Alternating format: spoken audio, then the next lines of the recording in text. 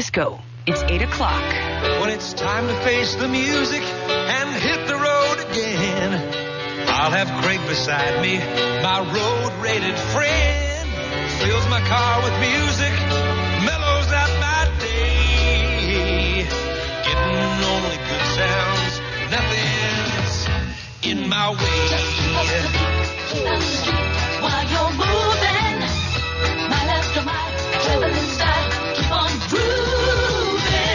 There's a lot of car stereos on the road, but there's only one that's road-rated. The Craig Road-Rated Receiver.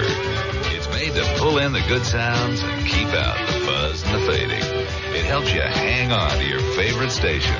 The Road-Rated Receiver. Only from Craig. Just keep up the beat, keep out the street while you're moving. To be Craig. Mile after mile, traveling style, keep on grooving. Just keep up the beat. KFRC is proud of the John Lennon Special. It was produced in San Francisco by some very special people here at KFRC. It was our intent to broadcast the special without commercial interruption. Unfortunately, the broadcast rights to the special are controlled by the RKO network in New York. That network has chosen to sell commercial time during the special. KFRC did not sell any commercials locally, nor will we accept any money from the network for the commercials they sold. Any comments about their commercials should be directed to the RKO network in New York. Again, we apologize for the commercials, but not for the special. Thank you for sharing it with us. John Lennon, the man, the memory. Dedicated to Yoko Ono. December 8th, 1980. The dream is over. John Lennon is dead. John Lennon, the idol of millions, devoted husband of Yoko Ono, and father to Sean Ono Lennon, was brutally gunned down in front of the Dakota, his New York apartment house. The suspect in custody, a 25-year-old man from Hawaii who seemed to pattern his life after Lennon's and admitted to the vicious killing without hesitation or remorse. Mark Chapman spent hours outside the Dakota apartment building waiting for Lennon, and according to the security guard and New York City police, fired at the man whose music moved millions as he walked from his limousine to the entryway of the Dakota. Mr. Chapman came up behind him and called to him, Mr. Lennon, as he arrived at that doorway. And then in a combat stance, he emptied the Charter Arms .38 caliber gun that he had with him and shot John Lennon.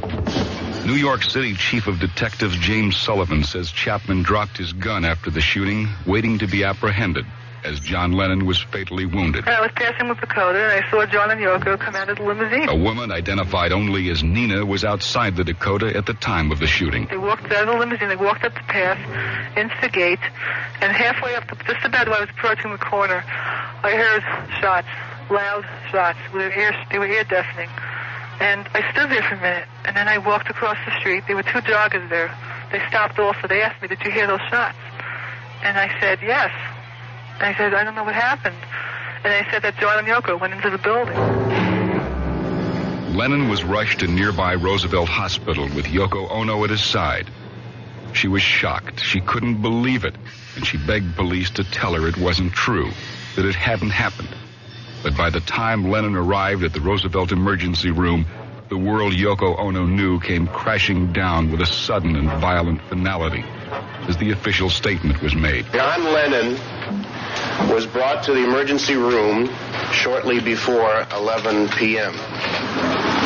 He was dead on arrival. John Lennon had dreamed during life of a world united by love.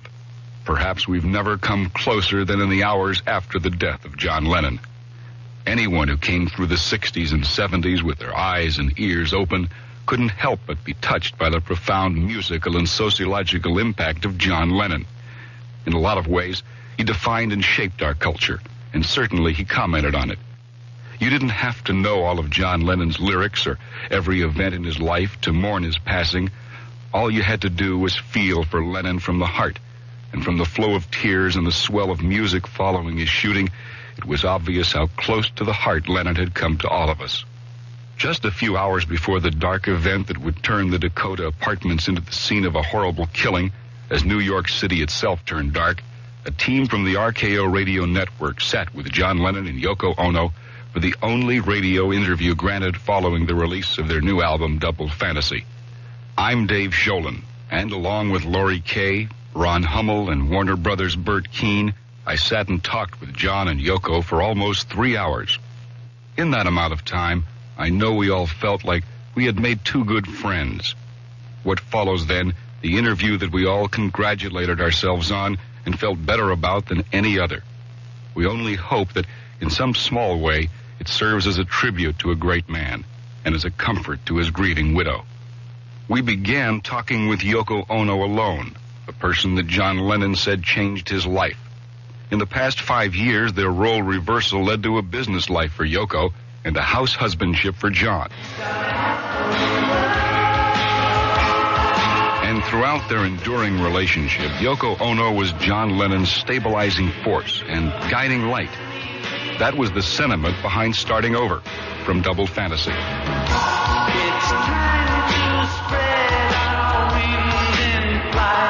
Don't let another day go by, my love. It'll be just like starting it over. No matter what the couple had been through, it was time for an outstretched hand and lots of love. In Starting Over, that's what John is saying, though it's a song that's written to me. But, I mean, it is to his woman. But, in fact, he is addressing to all women, you know. And I think it's beautiful. And so each time when I hear that song, I feel like choking up again, you know. Our love, still special. Let's take a chance and fly away somewhere. 80s is probably going to be, and I'm very optimistic about that we're going to start a dialogue all over again, which will be beautiful. The Beatles had the top 5 numbers at one time, right? So I can never get more than I've ever had in that respect.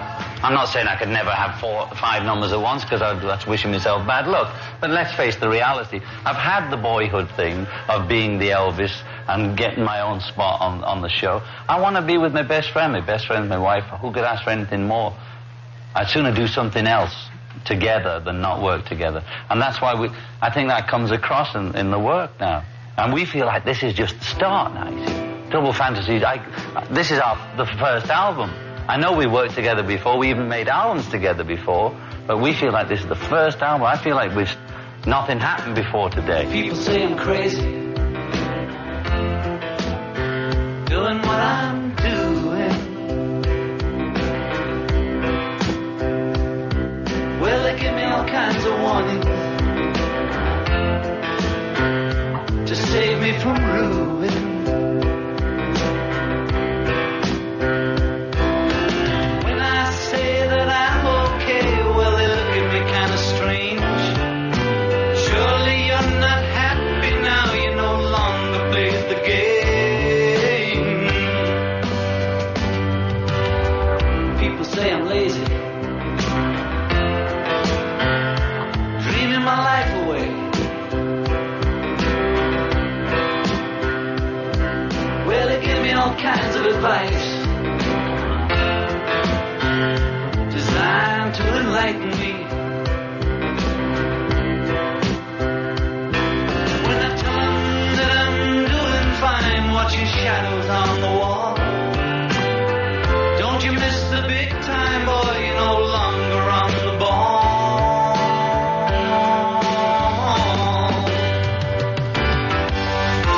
I'm just sitting here watching the wheels go round and round. I really love to watch them roll.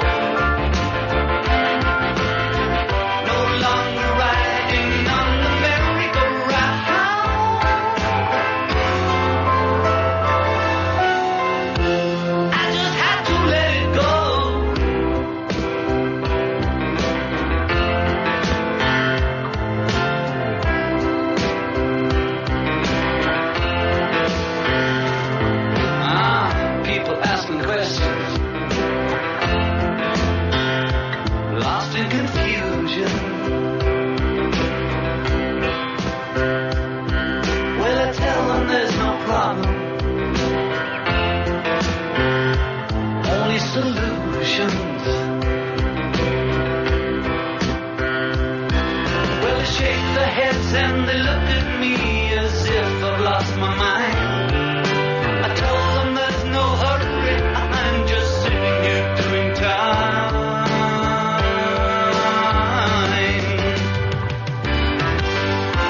I'm just sitting here watching the wheels go round and round. I really love to watch them roll. No longer riding on the merry-go-round. I just had to let it go. I just had to let it go. I just had to let it go.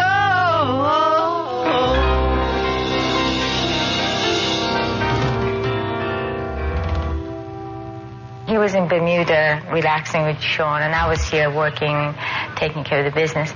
And, I would have joined them if I liked that sort of thing, but not only that I was busy, but I don't really enjoy being in a warm place, you know. I like New York. So anyway, and then we were having conversation on the phone every day. So he would call and say, how's this, you know? Or he would say, are you tired? Do you mind if I just sing you one? And it was so funny because, you know, we felt obligated, of course, to listen to each other's song. And when we have a song that we want to let the other person hear, you know, we're just all dying like this. I'll be saying, would you mind, John, are you tired? Not another one, you know, that way. Because it's hard, you know, it's hard to listen to somebody else's song. But in a way, because we both liked each other's songs in this album particularly, that it worked out very well. Oh, it came over me all of a sudden, love. I didn't know what came over me. I was possessed by this rock and roll devil, you know. Well, partly because suddenly I got the songs, you know. You never know, you know. Those things just come to you. Just suddenly, like, had, if you pardon the expression, diarrhea of creativity. And, in fact, we went in the studio and cut about 22 tracks and cut it down to 14 to make the dialogue. They were all dialogue songs, meaning that we were writing as if it was a play and we were the two characters in it. But it's real life, but not real as well, because on a song or a record it can't be real. I mean, we could have taken it a step further and made this record so maybe she would be called Ziggy Stardust and I would be called Tommy. And then you would call it a rock opera, you see? But we always worked from our own selves as near as we could. So the album, the work we did on this thing is really a play, but we're using ourselves as the characters. And what we sing about in the record and the songs are real diaries of how we feel. But also it's always not really, really real because it's a song and it's on a record and you project it in a different way. It was bigger than both of us, in a sense. I mean, we didn't try to be together, and also we're still not trying to be together or anything like that. It just seems like a very functional relationship. And this time when we were going to make Double Fantasy, because we haven't been working together as artists for such a long time, so we were both very scared, you know. I thought we were going to start fighting like dog and a cat, you know, like really fight over remix or whatever. So I was depressed about it, and Joan felt that too, probably. And when we went to the studio, we found that we were somehow we were ticking and starting to work together in a very inspired way. And we couldn't believe it.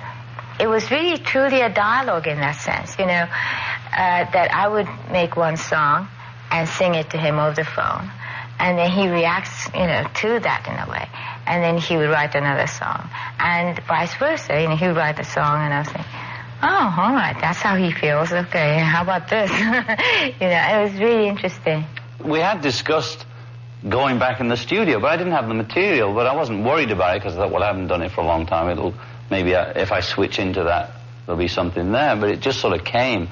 And I called her because I was in Bermuda with Sean. and she was here in New York. I called her and I said, well, look, we were talking about recording. It must have triggered something off here because I'm getting all this stuff. And I started singing it to her down the phone or playing a cassette. And she would call back 2 hours later and say, well, when you sang that, Losing You, or she'd come back with Moving On or something. And then I'd say, oh, Moving On, okay. And then I'd be swimming or doing anything. Suddenly something else would come, like starting over. I'd say, hey, well, look, this is what happened. And it started working like, coming out like that. So then I couldn't wait to get back and start then. I suddenly had all this material.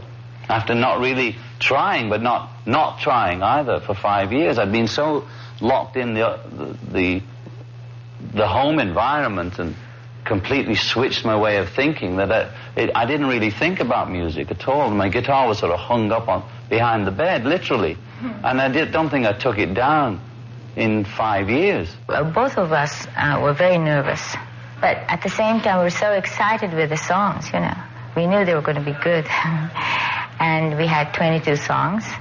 And it was very hard for us to choose for the first album. It's like that. And we decided that we should put songs like Losing You and Moving On in, though some people might think they're sort of negative. But, and we tried to make sure that the whole tone of the album would be on a positive side, because that's very important. But to throw that in was very important to show that people go through that too. It's like a catharsis, you know, that people go through that with us and see what happens. And then in the end, hard times are over for a while maybe, but you know, that sort of thing. We wanted to show a real picture, not just sort of all pretty, you know. It inspired me completely. As soon as she would sing something to me or play the cassette down the phone, I would, within 10 or 15 minutes, whether I wanted to work or not, if you call it work, I would suddenly get this song coming to me. And I always felt that the best songs were ones that came to you rather than... I do have the ability to, you know, if you ask me to write a song for a movie or something, and they say it's about this, I can sit down and sort of make a song. I wouldn't be thrilled with it, but I can make a song like that. But I find it difficult to do that, but I can do it. You know, I call it craftsmanship, you know. I've had enough years at it to sort of put something together, but I never enjoyed that. I like it to be inspirational from the spirit. And being with Sean and switching off from the business sort of allowed that channel to be free for a bit. You know, it wasn't always on. It was switched off, and when I sort of switched it on again, zap, all this stuff came through.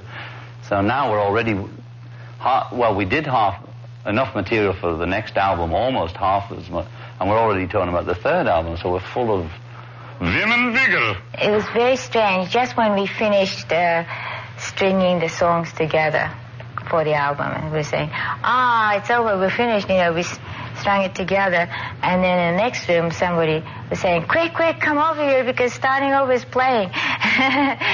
So we just rushed to that room, you know, and we heard it for the first time with that ding, ding, ding, you know. By the way, that's that ding, ding, ding, that's sort of a bell for wishes, you know.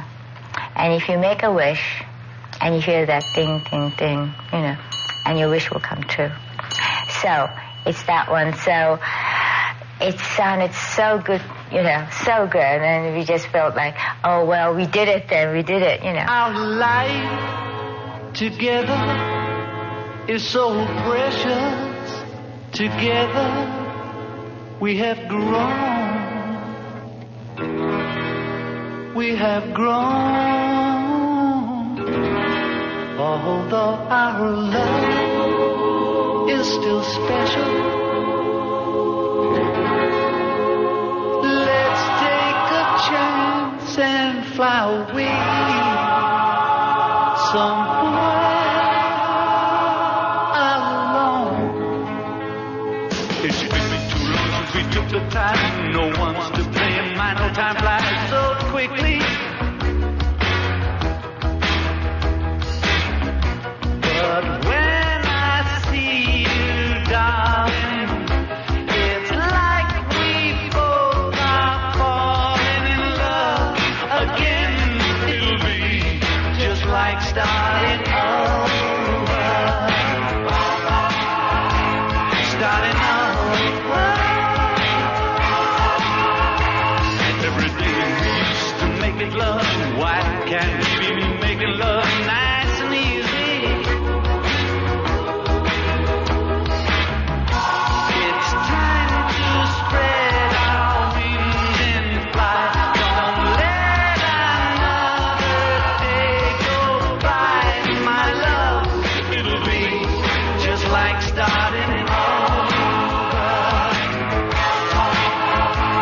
Starting over.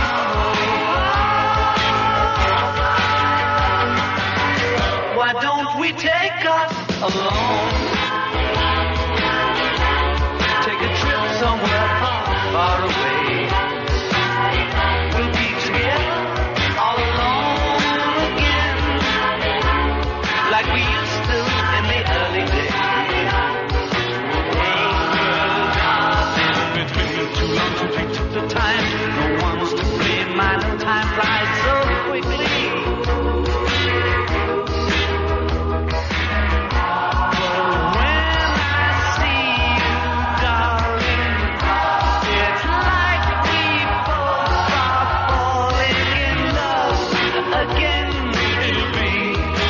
Like starting over. Starting over. Look out. Our lives together is so precious. Together we have been wrong. We have grown.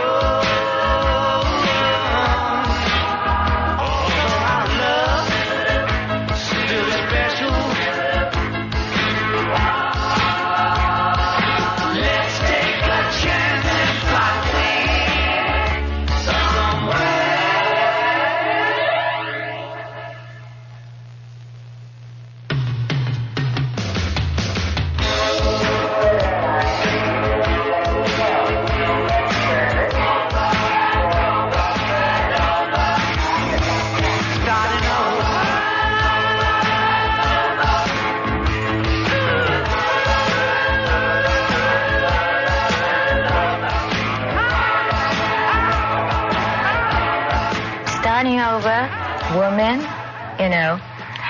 watching the wheels. Those three songs, especially watching the wheels, even now when I hear it, and this is after remixing and, doing all that stuff. Now, I heard it over 100 times, really. But it really makes me choke up. You know why? Because Watching the Wheels is a song that sums up what he was doing this past 5 years. And I went through, with him in a way. And it was very hard for him because people were very suspicious about it. Like, what are you doing now? Oh, I'm not doing it. Well, when is your next album coming? That sort of thing. And even now, when he declares that he's a house husband, it's an aspect of it that, when it was on the news, a newscaster who's a guy was definitely very embarrassed. Well, he's now a house husband, so he claims, that kind of thing. And his face was changing, And I think it's a very courageous thing to do. And a lot of people are saying, this album is just full of love songs. What's that, But he knows all that aspect. It's very easy for him to do a macho song, just another rocker, and say you whip a woman or kick them out of the room or whatever and get drunk and with the boys, that image is so prevalent, in the rock world, and it's so easy to keep that up, But at the time that is the macho image, to come out and say, I'm a house husband and here I am with a son and I still love my wife, which is, people get embarrassed, What is that, And I think that's a very courageous thing to do. The queen is in the counting house, counting out the money. The king is in the kitchen, making bread and honey. No friends and yet no enemies. precisely free. No rats aboard the magic ship of perfect harmony. Yeah, yeah. In 1975, John Lennon and Yoko were blessed with the child they'd wanted so badly, their son, Sean Ono Lennon. He was born on October the 9th, which I was, so we're almost like twins. You know, the funny thing, if he doesn't see me a few days, or if I'm really, really busy, you know, and I just sort of get a glimpse of him, or if I'm feeling depressed, without him even seeing me, he sort of picks up on it, and he starts getting that way. So it's like I can no longer afford to have artistic depressions, which usually produced a miserable song, but it was something I could use, you know. So if I start going really deep, sort of wallowing in a depression, I kind of enjoy it or whatever one does with them, the best you can, he'll start coming down with stuff, you know, so I'm sort of obligated to keep up. But sometimes I can't because something will make me depressed and there's no way I can deal with it. And then he's sure as hell he'll get a cold or trap his finger in the door or something will happen, you know. And so now I have a sort of more reason to stay healthy and bright. I cannot no longer wallow in it and say, well, this is how artists are supposed to be, I suppose, you know, write the blues, you know. John told us he didn't want to repeat his macho mistakes of the past. He wanted to be a true father to Sean, a round-the-clock daddy. A boy was really programmed to go in the army. That was about it, you know. And you had to be tough, and you're not supposed to cry, and you're not supposed to show emotion. And I know Americans show more emotion and are more open than English people, but it's pretty similar over here. There's that Calvinist, Protestant, Anglo-Saxon ethic, which is don't touch, don't react, don't feel. And I think that's what screwed us all up. And I think it's time for a change. Lennon obviously realized that he could never be called a typical father. His fame and wealth made that label absurd. But the love in John Lennon's heart for Sean and the desire that love created to spend as much time as possible with his boy led to some deep thinking on raising a child. I took the time. Any famous star or whatever it is where you come under, and I'm not going to name any names, but many of them that have problems with their kids, either killing themselves or in various ways. I don't buy that bit about, quality over quantity. You know, like an hour a week of intense rolling in the hay together is better than, 20 minutes every day of you being bitchy and just being yourself around him. So I don't try and be the God Almighty kind of figure that never is always smiling and such this wonderful father. I'm not putting out an image of this person who knows all about... Nobody knows about children. That's the thing. You look in the books, there's no real experts. Everybody's got a different opinion. You learn by default in a way. And I made a lot of mistakes already, but what can you do? But I think it's better for him to see me as I am. If I'm grumpy, I'm grumpy. If I'm not, I'm not. If I want to play, I'll play. If I don't, I don't. I don't kowtow to him. I'm straight with him as I can be. And yes, I can afford to take the time. But anybody with a working wife might be able to afford to take the time if they're not really got a working wife because they're poor and they both have to work. But I know lots of dads who aren't working that hard, who are just sitting in an office all day anyway to avoid life, I mean, they're sitting behind desks and they're doing nothing, just shuffling paper, right, waiting for lunchtime to get a cocktail. But I don't buy that, my career is so important that I'll deal with the kids later, which I already did with my first marriage, my first child, and I kind of regret it. My other son by my first marriage is 17. I don't remember seeing him as a child. It didn't even, like most guys are 24, 25, they're too intent on their career, really. Well, Yoko was a poor artist when I met her, okay? And living in not the best conditions, and she had a child, and the child went wherever she went.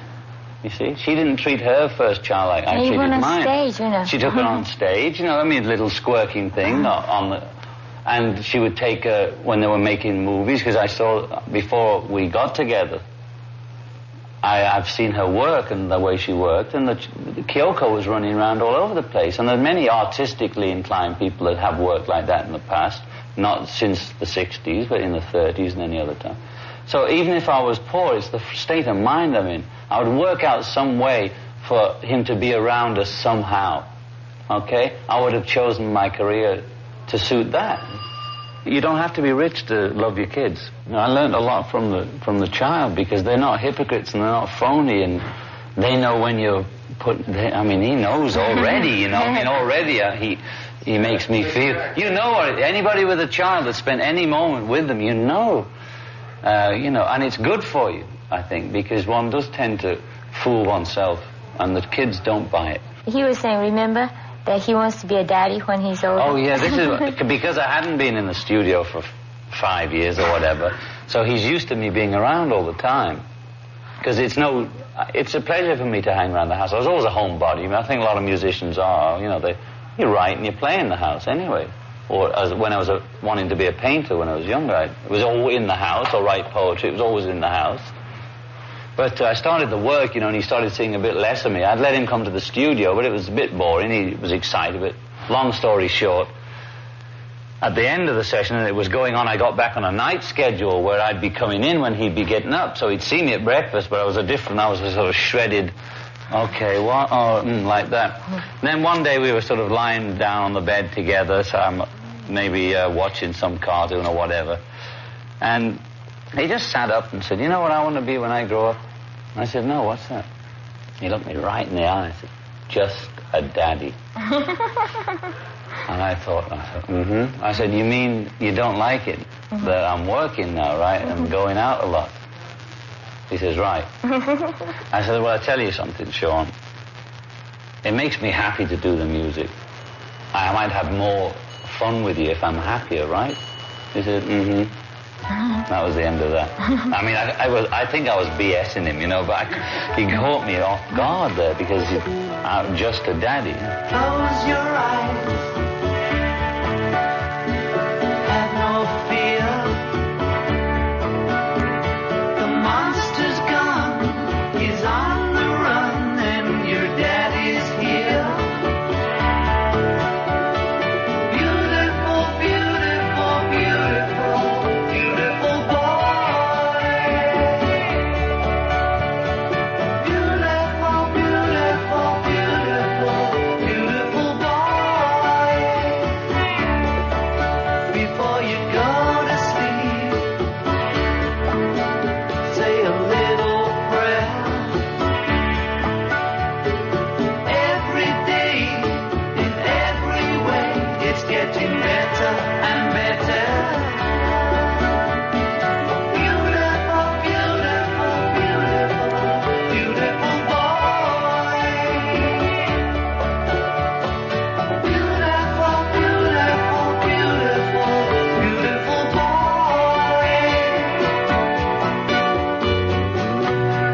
Out on the ocean, sailing away. I can hardly wait to see you come late. But I guess we'll both just have to be patient, 'cause it's a long way to go,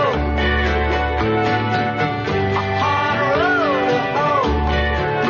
Yes, it's a long way to go, but in the meantime, before you cross the street, take my hand. Life is what happens to you while you're busy making other plans. Beautiful, beautiful, beautiful, beautiful boy. Beautiful, beautiful, beautiful, beautiful boy. Before you go to sleep, say a little prayer. Every day, in every way, it's getting better and better. Beautiful, beautiful, beautiful, beautiful boy. Darling, darling, darling, darling Sean. John Lennon, The man, the memory, continues in a moment. Because of the nature of this documentary, KFRC chooses not to include any of its own advertising. Our network, however, requires that we hear from their program sponsors. Our deepest apologies for this interruption. Juliet, you've got a great pair of legs. Take it from me, Juliet Prowse. Nothing beats a great pair of legs. Legs pantyhose have memory yarn, so they always fit beautifully.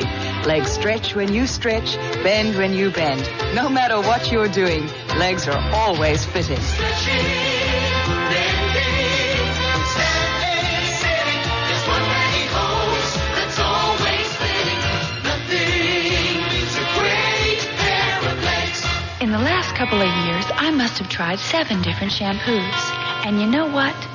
I keep coming back to Herbal Essence.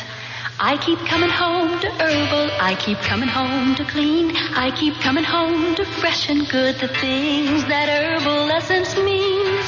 Summer sweet wildflowers and herbs. That's what makes Clairol Herbal Essence so special. To me, nothing smells like Herbal or makes me feel like Herbal Essence does. Come on home to clean. Hey, Herbal, I'm home.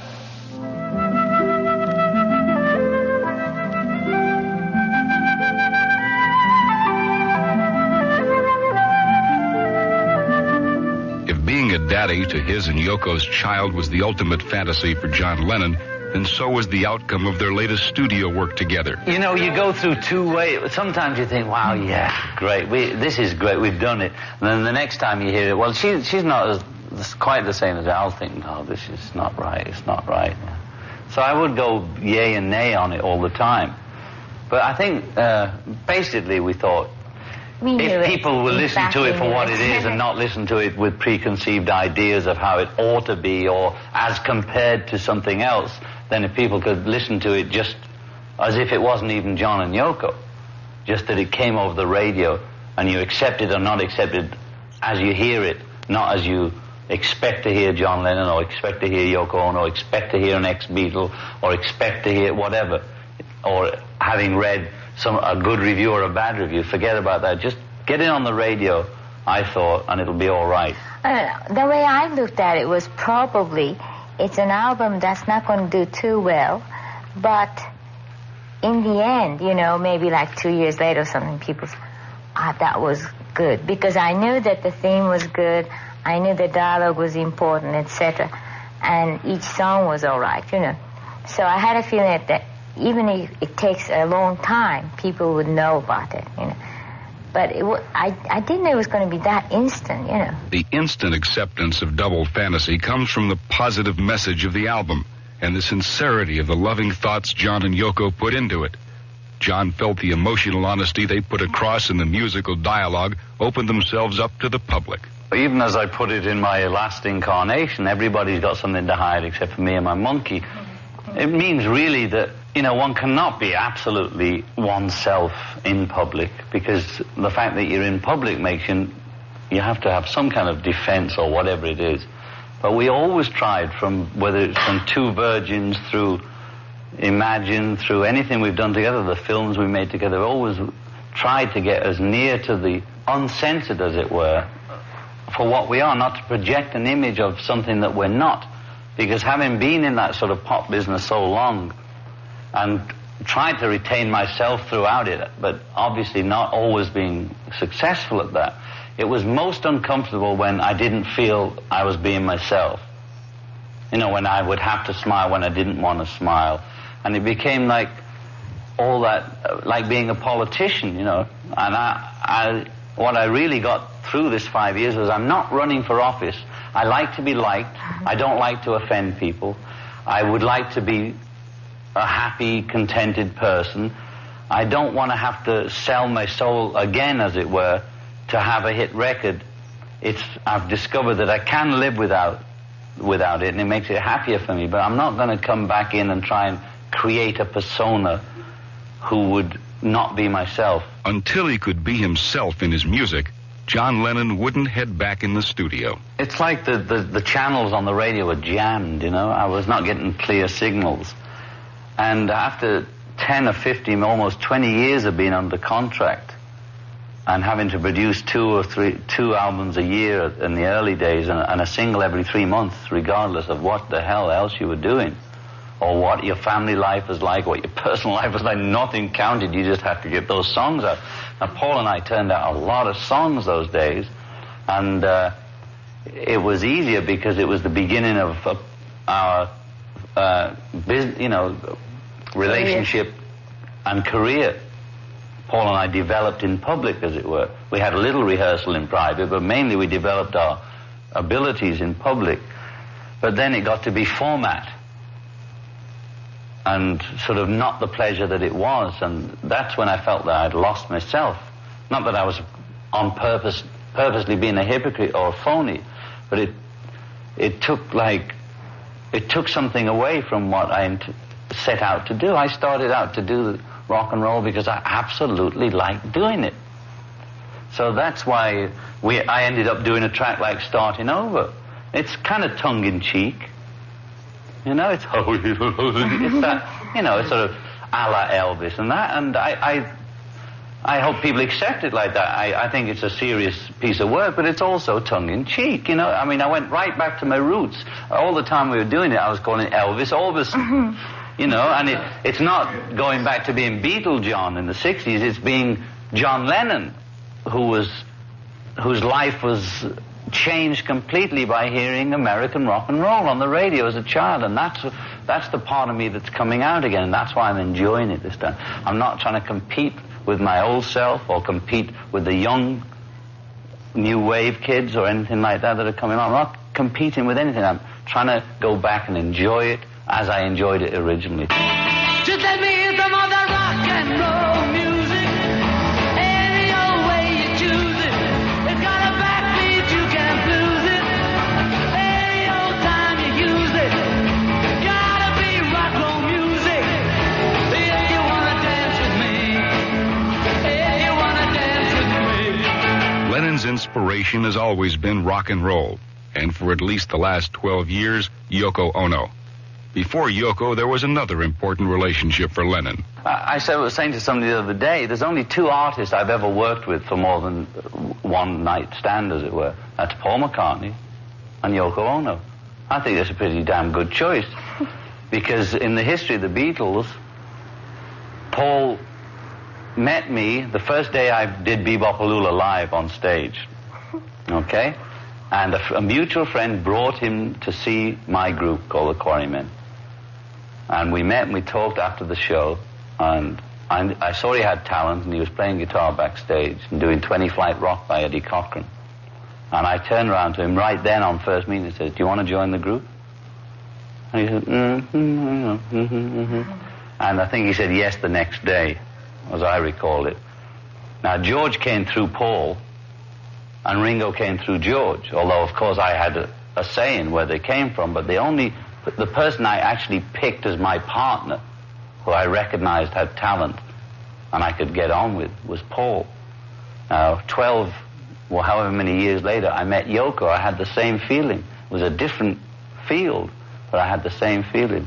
So I think as a talent scout, I've done pretty damn well. But John wasn't exactly acting as a talent scout when he first met Yoko Ono. It was sort of 1966, and I got a call from a guy called John Dunbar, who used to be married to Marian Faithfull. You know, everybody's connected.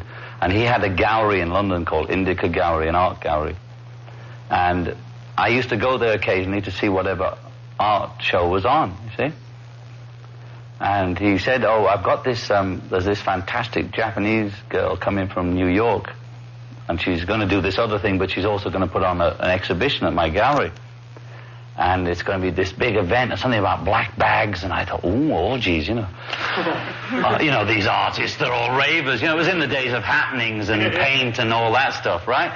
So, I go right down there, you know, for the opening. Goody, you know. Goes down, see what's happening. I get down there, and it's the night before the opening. I thought there was going to be a big party and an opening and the whole bit, you know, a big I didn't want to get involved. I wanted to watch, you know. I get there, it's all white and quiet, and there's just these strange things all on display, like an apple on a stand for £200, when the pound was worth $8 or something, or whatever. And there's hammers and saying hammer and nail, all this very peculiar stuff, and a ladder with a painting on the sky. Or it looked like a blank canvas on the ceiling with a spyglass hanging from it. So I'm looking around, and there doesn't seem to be many people. There's a couple of people downstairs, and I didn't know who was who. So I get up the ladder, and I look through this spyglass, and it said yes. And I took that as a personal positive message, because most of the avant-garde artists of that period were all negative, like break a piano with an axe. It was mainly male. I'm looking at the female here. It was mainly male art, and it was all destructive and But here was this little crazy message on the ceiling. And then the guy introduced me to her, and she didn't know who the hell I was. She had no idea. She was living in a different environment altogether. And I was saying, well, I thought, this is a good con, isn't it? Apples for £200 and hammer and nail. Who's going to buy this, I didn't know what concept art was, which in a nutshell is the idea is more important than the object. So that's why you won't see many rich concept artists around, because you can't really... like the guy that wraps up what's the guy that wraps up the... Christo wraps up things. Well, he doesn't expect you to buy the canvas. What he's doing is selling you this idea, whatever it is he's projecting. It was the same kind of thing, but I hadn't come across it before. I was thinking, how do you sell a nail and a hammer, So anyway, I said... the gallery owner was all fussing around. He was thinking, is he going to buy something? And she's ignoring me, So he introduced us, and I said, well, where's the event? Where's the happening? Because I'd seen the bag. So she just takes a card out and gives it to me. It just says, breathe. So I said, you mean that? She said, you got it. I said, all right, I'm beginning to catch on here. So, and then I see this hammer, this thing hanging. I just remember his nose. He did it exactly like that. Well, what else are you going to do? That was the big event, all the way from New York for that. So I see the hammer hanging on the thing with a few nails underneath. I said, well, can I at least hammer a nail in? I've come all the way from the suburbs for this. And she says, no. This before the opening, and I wanted everything to be right, The thing messed up, So anyway, the gallery owner has a little word with her, and she comes over to me, she says, all right, no smiling or anything, because you know how she is. She's not running for office. She never was, so she looks at me and she says, you give me 5 shillings. Give me 5 shillings and you can hammer a nail in. So I looked at her and I said, I'll give you an imaginary 5 shillings and hammer an imaginary nail in, okay? And that's when we connected really, and we looked at each other like, that sort of, something went on. Well, I didn't see her again for a few weeks. We went to a Klaus Oldenburg opening, and we were all, I went with Paul, and I don't know who she was with, but I got separated from Paul, and I felt this sort of vibe behind me. And I looked round, and there she was, And we were both very shy, believe it or not, and I don't know what I said. We said something. We didn't really get together till 18 months later. We didn't make love till 2 years. We knew, you think we're rock and rollers, all the life that people lead. And it's all right sort of coming on with somebody that's not going to go anywhere. It's easy to sort of one night stand and groupies and that, but with a real relationship, I was so paranoid, and it was 18 months or a year before we even got near to each other physically, as it were. Because I didn't know how to treat somebody, a real woman. I only knew how to treat groupies, really. Out the blue you came to me and blew away life's misery. Out the blue life's energy. Out the blue you came to me. Every day I thank the Lord, lady.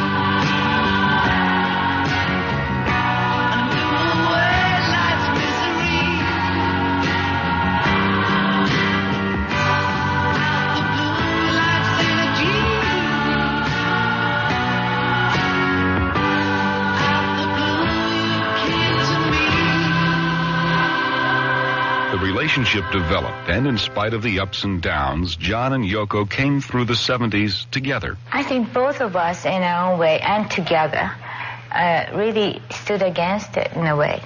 We said, okay, we'll try to destroy us. We couldn't be just destroyed that way, And we managed it, we feel. It was quite a long trip, but we've been together now longer than the Beatles. You know that? That's interesting, isn't it? People always think in terms of John and Yoko just got together and the Beatles split, and we've been together longer than the Beatles. I don't feel that we're a role model because I think each person has his or her own karma, and their needs are different in each person.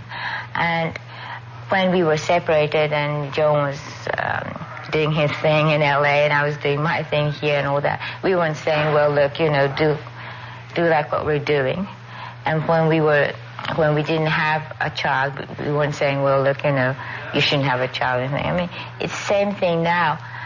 For us, this is what happened, I'm not even saying this is what is the best for us. I don't know what is best or what it should be. But this is what happened, and we did our best, and we're just surviving, that's all. John Lennon believed in Yoko and her love like nothing else in the world. He says she saved his life and taught what a real relationship was and how deep feelings can really be. Yoko learned from John as well. Before I got together with him, I was a macho woman, I was really sort of like, I was going my way, kind of.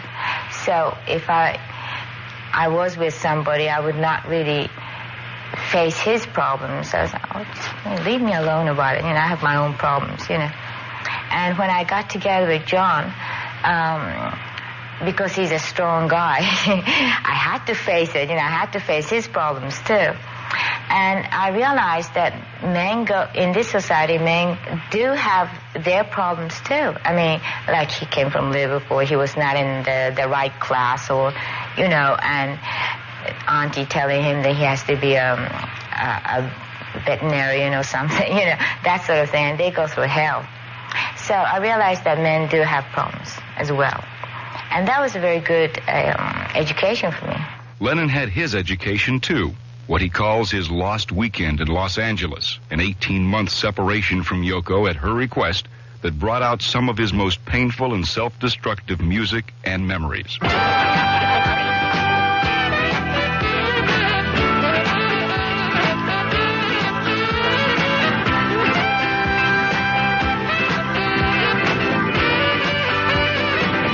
Whatever gets you through the night.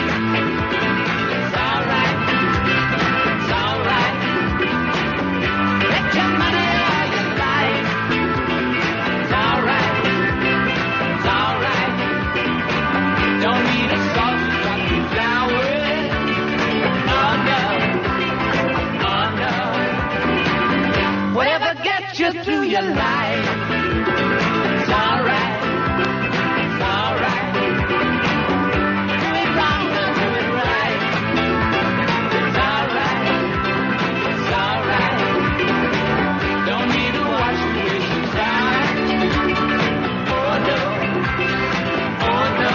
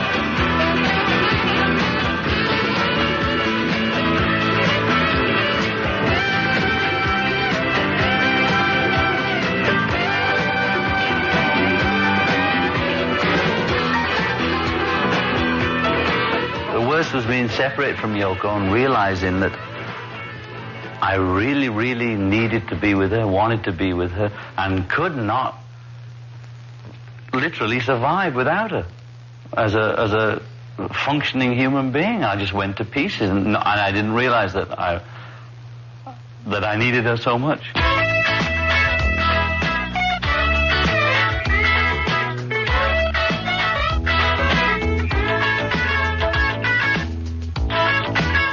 Even after all these years, I miss you when you're not here. I wish you were here, my dear Yoko. Even if it's just that day, I miss you when you're away. I wish you were here today, dear Yoko. Even if it's just one night, I miss you when it don't feel right. I wish you were here tonight, dear Yoko.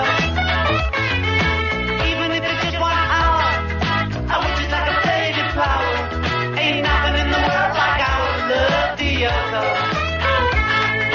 Oh, Yoko. I'm never, ever, ever, ever, ever gonna let you go. Oh, Yoko. I'm never, ever, ever, ever, ever gonna let you go. Even when I'm out at sea, I know where is a place to be. Your spirit's watching over me, dear Yoko. Even when I watch TV, there's a hole where you're supposed to be. There's nobody lying next to me, dear Yoko. Oh, Yoko. I never, ever, ever, ever, ever gonna let you go. Oh, Yoko. I never, even after all this time, I miss you like the sun don't shine. Without you, I'm a one-track mind, dear Yoko. After all is really said and done, the two of us are really one. The gods really smiled upon our love, dear Yoko.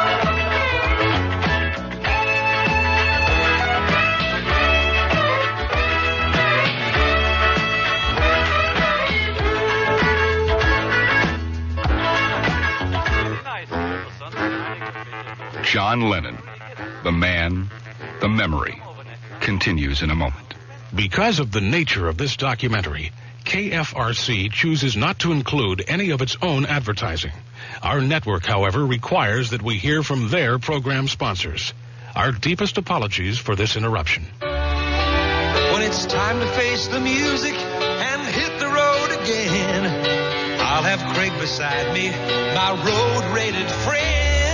Fills my car with music, mellows out my day.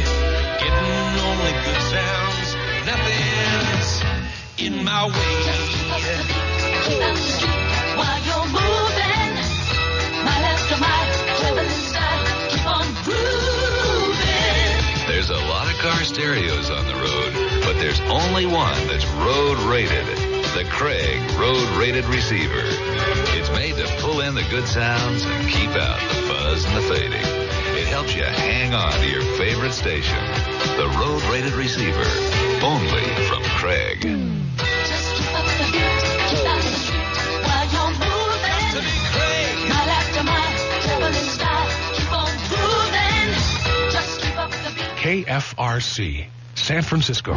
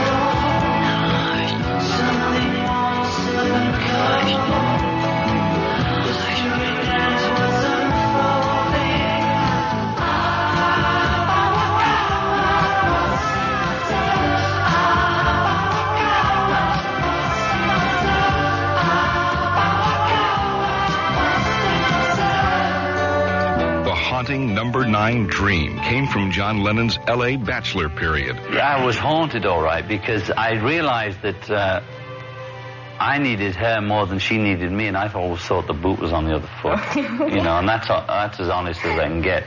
And the image is always, because the pop star, and Burt Reynolds said it, and God bless him, that he's the women have always kicked him out. And Yoko kicked me out. I didn't go off on I'm going to be a rock and roll bachelor. She literally said, get out. And I said, okay, I'm going. I'm going bachelor free. I'd been married all my life. I'd been married before Yoko, and I immediately married Yoko, so I'd never been a bachelor since I was 20 or something. So I thought, it was god-awful. And the other thing I want to say about Burt Reynolds, Barbara Walters asked him, what do you want to be remembered as? And he said, the best father that ever was. Yeah. And I thought, thank God, I began to feel maybe I'm the only father that's interested in relating, and is it going to become, John Lennon's now selling this family business, and he's been through peace and love, and now he's coming on like daddy and all that. And I'm only talking about it because that's what I've done, and that's how I feel. And admitting that it is that I'm more feminist now than I was when I sang Woman is the Nigger. I was intellectually a feminist then, but now I feel as though at least I've put my body where my mouth was and tried to really live up to my own preachings, as it were. And to see somebody like Burt Reynolds, who is the world's number 1 male star over all the pop stars worldwide, to have the guts to say he wants to be known as a father, I thought, oh, great, I'm not going to be alone on this one. But Lennon was alone in Los Angeles during parts of 1973 and 1974. The events that ate away at his and Yoko's relationship proved temporarily too much in control. When we got together, and of course there was an element of being sort of like really crazy about each other or something. So that was all right. But, when his macho side was sort of coming out, here and there, and I was like, what is this, And on top of it, the world was against me. So, the whole world is behind this macho guy, What's this, I was really getting sort of upset about it. So, by the time it was 1973, was it? I just felt like saying to John, well, look, why don't you just go to L.A. and have fun, leave me alone, And I just wanted to think straight, because I couldn't think straight anymore, all that going on, And then when we came back together again, I think that he really tried hard in a way to make it work. And all the things that he did since then, I just can't help, I started to have a sort of a renewed, or whatever you call it, just a great respect for him. I thought, wow, I didn't know that this guy can do this, I knew that he could do other things. He's talented, and all that. But this I didn't believe that he could do, One is to just leave the whole business to me. Just give me carte blanche. I think you need a lot of courage to do that, Like saying, here's a blank check, you want to take care of it, And in fact, he gave me it was symbolic, but gesture. But he gave me a blank check, just signed it, and I had it framed, Great, And also, he felt that he should take care of Sean. But that was not for me in a way. I think he wanted that experience. And I think that a lot of people, a lot of guys really want to secretively, there's some guys who want to stay at home. That suits their temperament or whatever. Or they want to cook, but they're sort of shy about it. There are a lot of guys like that, And I think he enjoyed cooking. I think basically he likes to stay at home. And he doesn't like to do business, Now, I never did business either, but I prefer doing business to staying at home, let's put it that way, or taking care of a child. I just can't do it, manage it. So it's just an individual difference. But it worked out very well because then by that time, the world made it so difficult for me that the only area that I can channel my energies into was this family business. I thought, all right, let's do that, you know.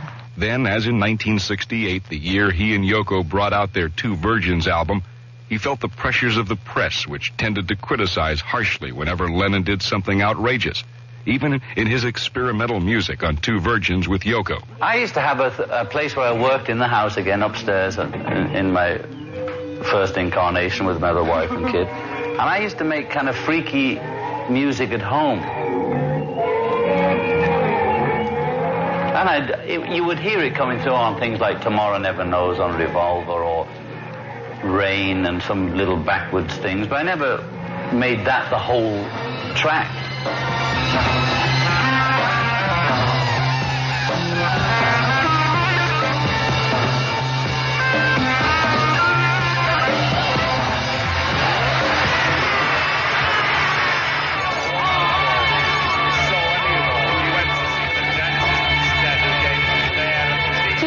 Sort of freaky stuff, cassettes, you know. I would make far freakier stuff, you know, which I would take the sort of most usable and add it to the Beatles, or to my tracks of the Beatles, or the Walrus or Strawberry Fields, whatever, fiddle around a bit, or put loops, or, you know, something fun.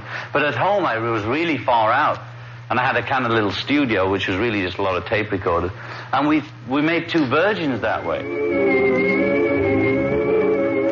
She came over for a date, as it were, and I didn't know what to do, and she didn't know what to do. I said, you know, I didn't know what to do with her, so I said, you want to go upstairs and play with the tapes? You know? So, because we didn't know what to do, we did play with the tapes all night. And we made Two Virgins, and I was showing her all my different tape recordings and how I made the funny sound.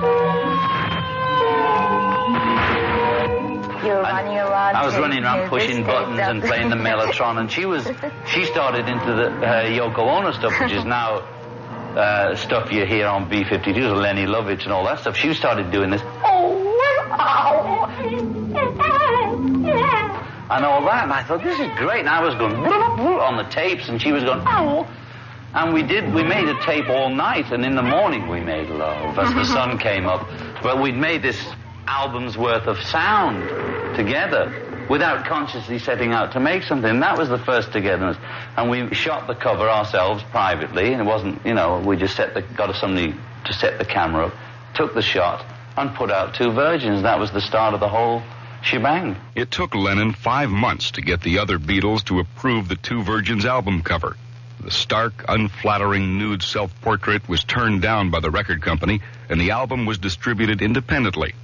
John mimics the public outcry of 1968 against him and Yoko. What are they doing? This Japanese witch has made him crazy, and he's gone bananas. But all she did was take the bananas part of me out of the closet more, you know, that had been inhibited by the other part.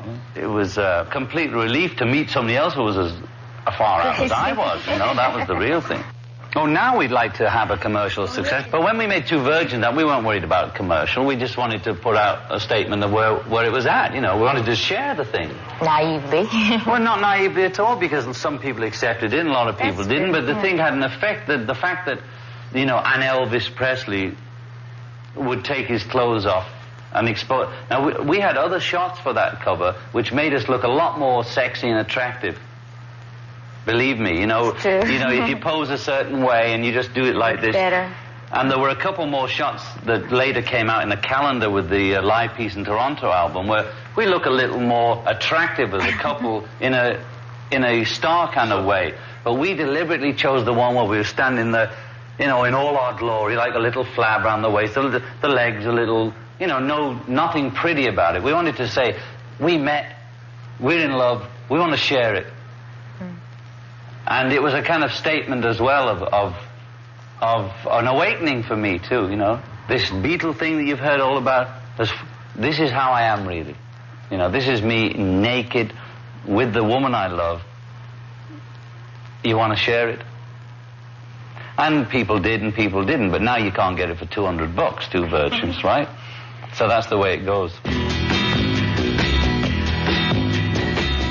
in the dockets of Hampton, trying to get to Holland or France.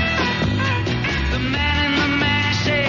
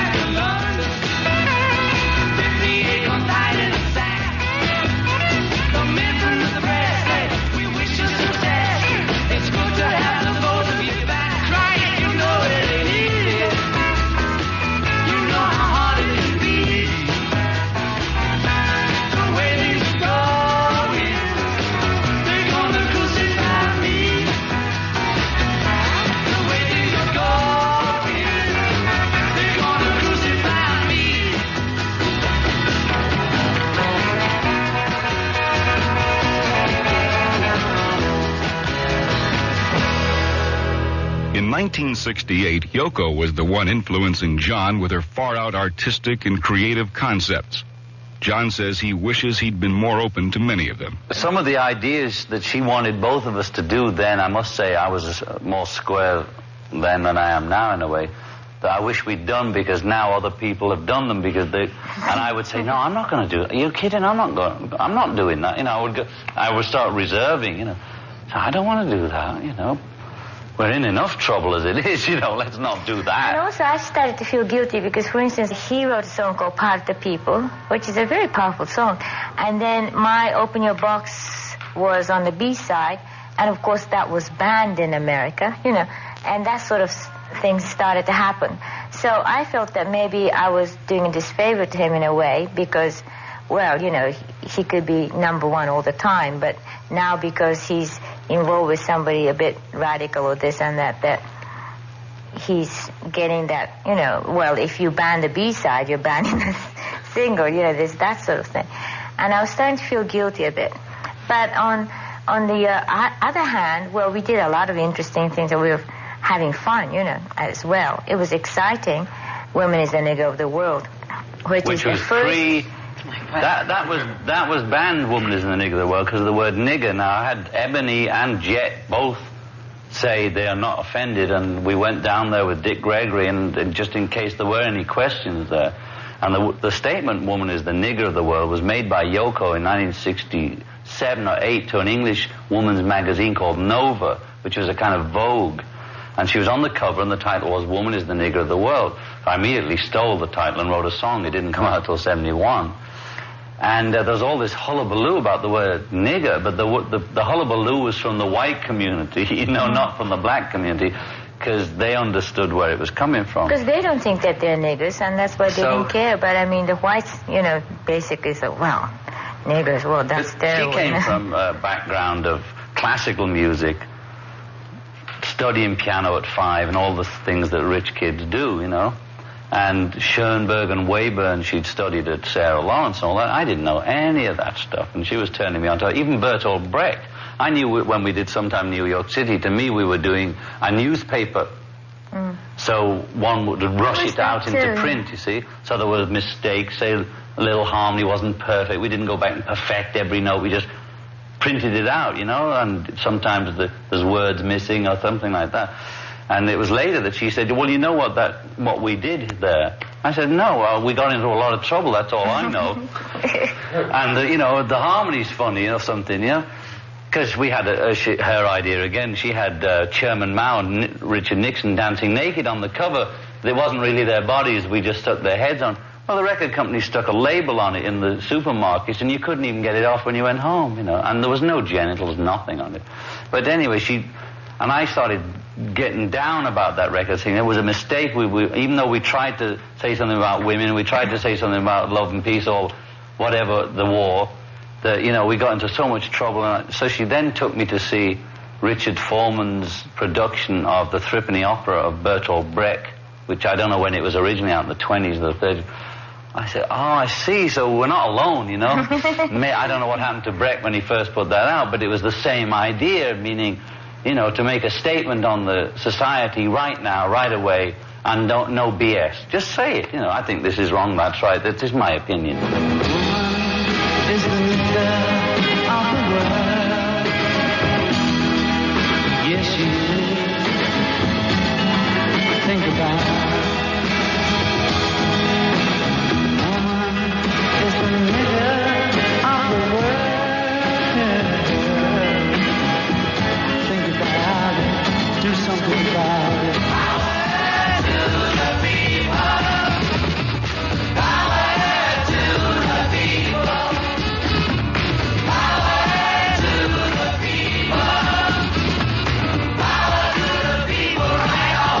John Lennon and Yoko Ono were always willing to take a stand with their music, especially as the 60s ended and the new decade dawned. Communicate is the thing. It's that need to communicate. Politics was in the air those days. Come on, I mean, you know, you couldn't avoid it, right?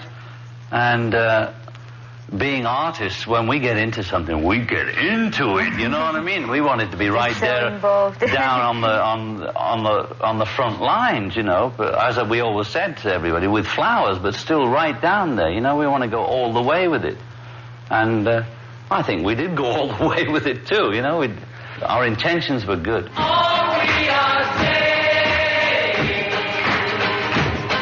is give me the chance. Love is the only thing that is going to change the society in that sense. I think love is a very powerful political weapon as well. And I think that if we go on like this, we have a choice of becoming used by the capitalist society in the sense that we'll all become just components of the capitalist society, and finally be replaced by the computers, or we'll just stand up and have a human renaissance, just say we're human again. We want to reach each other and hold each other and become human again. Good intentions to Lennon meant not just exposing injustices or inequalities, but the most important message of all, spreading love. Love is real. Real is love. Love is feeling. Feeling love. Love is wanting to be loved. Love is touch. Touch is love. Love is reaching. Reaching love. Love is asking to be loved. Love is you. You and me. Love is knowing we can be. Love is free. Free is love. Love is living. Living love. Love is needing to be loved. John Lennon, the man, the memory, continues in a moment. KFRC is proud of the John Lennon Special. It was produced in San Francisco by some very special people here at KFRC. It was our intent to broadcast the special without commercial interruption. Unfortunately, the broadcast rights to the special are controlled by the RKO network in New York. That network has chosen to sell commercial time during the special. KFRC did not sell any commercials locally, nor will we accept any money from the network for the commercials they sold. Any comments about their commercials should be directed to the RKO network in New York. Again, we apologize for the commercials, but not for the special. Thank you for sharing it with us. In the last couple of years, I must have tried 7 different shampoos. And you know what? I keep coming back to Herbal Essence. I keep coming home to herbal. I keep coming home to clean. I keep coming home to fresh and good. The things that Herbal Essence means. Summer sweet wildflowers and herbs. That's what makes Clairol Herbal Essence so special. To me, nothing smells like herbal or makes me feel like Herbal Essence does. Come on home to clean. Hey, Herbal, I'm home. Juliet, you've got a great pair of legs. Take it from me, Juliet Prowse. Nothing beats a great pair of legs. Legs pantyhose have memory yarn, so they always fit beautifully. Legs stretch when you stretch, bend when you bend. No matter what you're doing, legs are always fitting. Stretching, bending, standing, sitting. There's one pantyhose that's always fitting. Nothing beats a great pair of legs. When it's time to face the music and hit the road again, I'll have Craig beside me, my road-rated friend. Fills my car with music, mellows out my day. Getting only good sounds, nothing's in my way. Keep out the street while you're moving. Mile after mile, traveling style. Keep on grooving. There's a lot of car stereos on the road, but there's only one that's road-rated. The Craig road-rated receiver. It's made to pull in the good sounds and keep out the fuzz and the fading. It helps you hang on to your favorite station. The road-rated receiver. Only from Craig. Just keep up the beat, keep out the street while you're moving. Mile after mile, traveling style. Keep on grooving. Just keep up the beat.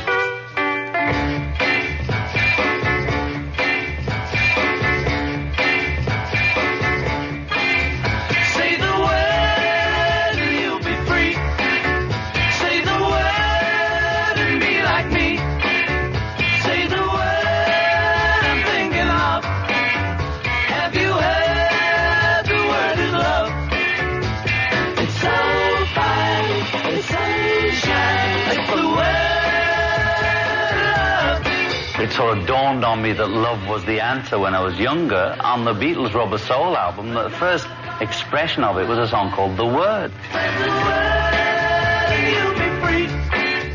Spread the word and be like me. Spread the word I'm thinking of. Have you heard the word is love? It's so fine, it's sunshine, it's the word. The word is love. In the good and the bad books I have read, whatever, where the word is love seemed like the underlying theme to the universe or to everything that was worthwhile got down to this love thing. And it was the struggle to love, be loved, and express that. You know, there's something about love that's fantastic, even though I'm not always a loving person. I want to be that. I want to be as loving as possible. All you need is love. All you need is love. All you need is love. Love is all you need. I want to be as loving as possible. Or in the Christian sense, as Christ-like as possible. In the Hindu sense, as Gandhi-esque as possible. And we always approached it. And when I met her, even though we were from two different schools of thought, as it were, we found that was the common denominator. That's why we became the love and peace couple.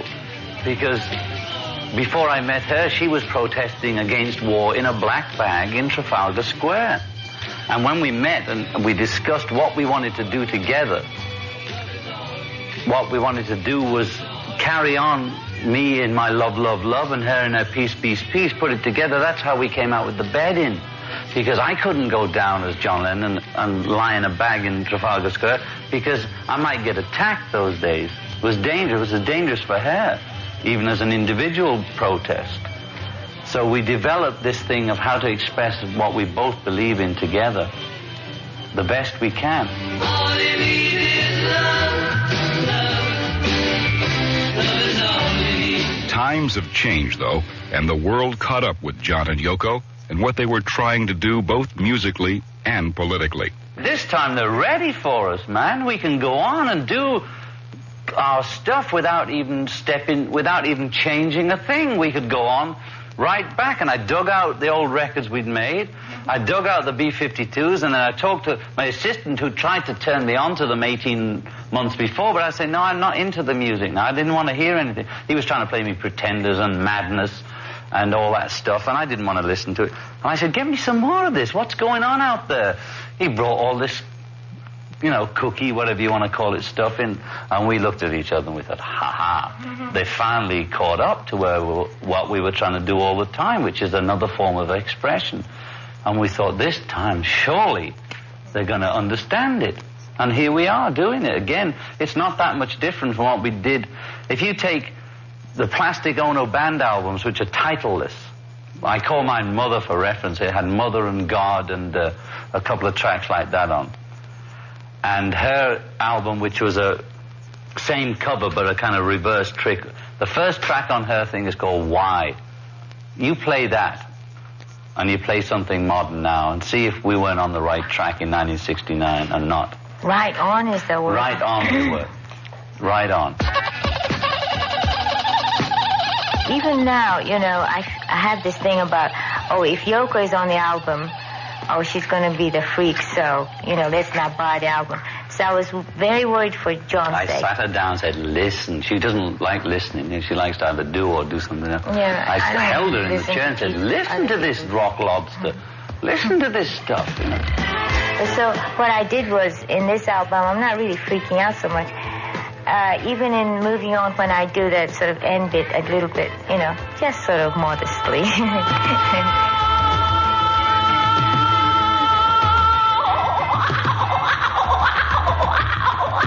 I was worried, again, maybe some sort of record industry people or something would say, Yoko is doing a freak number, and, that might kill his chance again. So I was very careful this time. But I wouldn't have done it if we hadn't done it together. That was the point which your insecurity makes you say that. But the fact is, if I couldn't have worked with her, I wouldn't have bothered.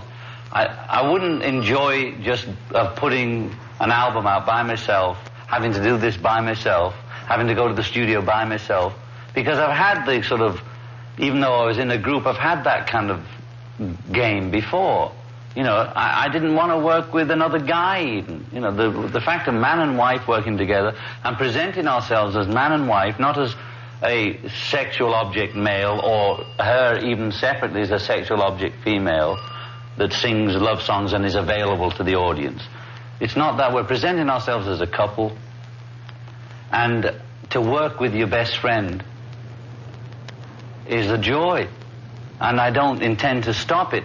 If we hadn't had the success we'd had with this record, I would have been quite happy, because I know I can live without it. Double Fantasy, the album that brought John and Yoko together in the studio for the first time in years, was truly a fantasy come true for both of them. But surprisingly, the album's title had more basic roots. I was taking Sean and the nanny and the family to a little, except for Mother, who was here selling cows, in Bermuda to the Botanical Gardens for lunch, to the Italian restaurant, because I could get espresso and Sean could get some junk food. And I was just walking in, I looked down, and it was a botanical garden, and it said, we're in the office, folks, that's why it's buzzing. It said, Frisia, Double Fantasy. And it was some flowers. And I just thought, Double Fantasy, that's a great title. Because it has so many meanings that you couldn't even begin to think what it means. So it means everything you can think of. I mean, it's a double couple. It's real life, but it's still a fantasy, because it's now in plastic and in photograph. And it's fantastic. And it's just sort of seemed to be perfect for a title of the album. And there's two of us. And it just sort of says it all somehow without really saying anything. It says everything. And it's a flower, actually. And also, in the 10 years we learned that John has his own fantasy and I have mine too, And that's all right, you see. And we don't have to unify our thoughts totally. I mean, there's an overall plan that we have, or a dream that we have, which we share, But then we come from a totally different background. I mean, in a sense of men and women. And that's fine. So we're showing the difference of the fantasies, too. Double Fantasy is reality, too. John said the songs ring true not just for him and Yoko, but for any couple with its share of problems. We're not presenting ourselves as the perfect couple, because we don't want to get into that bag either.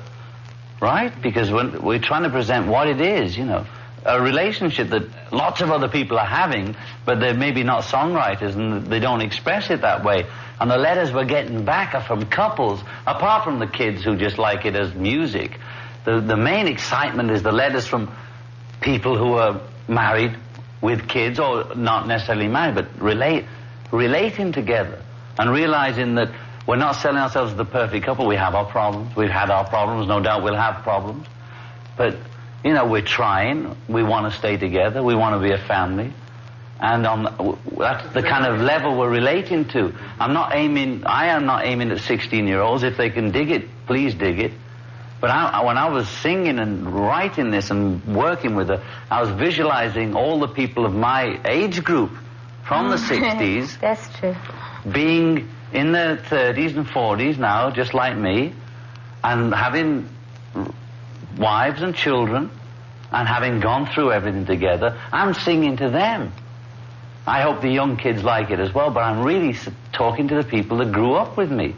I'm saying, here I am now. How are you? How's your relationship going? Did you get through it all? Wasn't the 70s a drag, you know? Here we are. Well, let's try and make the 80s good, you know? Because it's still up to us to make what we can of it. It's not out of our control. I still believe in love, peace. I still believe in positive thinking when I can do it. I'm not always positive, but when I am, I try and project it. Well, overall, we're getting more and more positive, aren't we? Because we somehow, survived. That's the thing. You have to give thanks to God or whatever it is up there, the fact that we all survived. We all survived Vietnam or Watergate or the tremendous upheaval of the whole world that's changed. We were the hip ones in the 60s, but the world is not like the 60s. And the whole map's changed. And we're going into an unknown future, but we're still all here. While there's life, there's hope. While there's life, there's hope. That was John Lennon's message before his own life was tragically taken just a few hours later. Lennon's last few years had been filled with love and hope and a beautiful, positive approach to everything he did. And nobody was more eager to point out the difference from his past work than Lennon himself, using Starting Over as the classic example of his outlook for the 80s. The beginning of Mother, the Plastic Ono album, you hear this litany, boom, very slow church bell, which is like a death knell, I don't believe in, and the Freudian things about mother and father. And that was a kind of negative positive. I was trying to make a positive out of a negative, but it was heavy going. And the reason this one goes ting, ting, ting, is to show that I've come through, and whoever's listening must have come through or they wouldn't be here. And because I always consider my work one piece, whether it be with Beatles, David Bowie, Elton John, Yoko Ono, and I consider that my work won't be finished until I'm dead and buried, and I hope that's a long, long time. So to me, it's part of one whole piece of work from the time I became public to now. And that's the connecting point between that. And the 80s is like we got a new chance, Our lives together is so precious. Together we have come wrong. We have grown. Our love still special.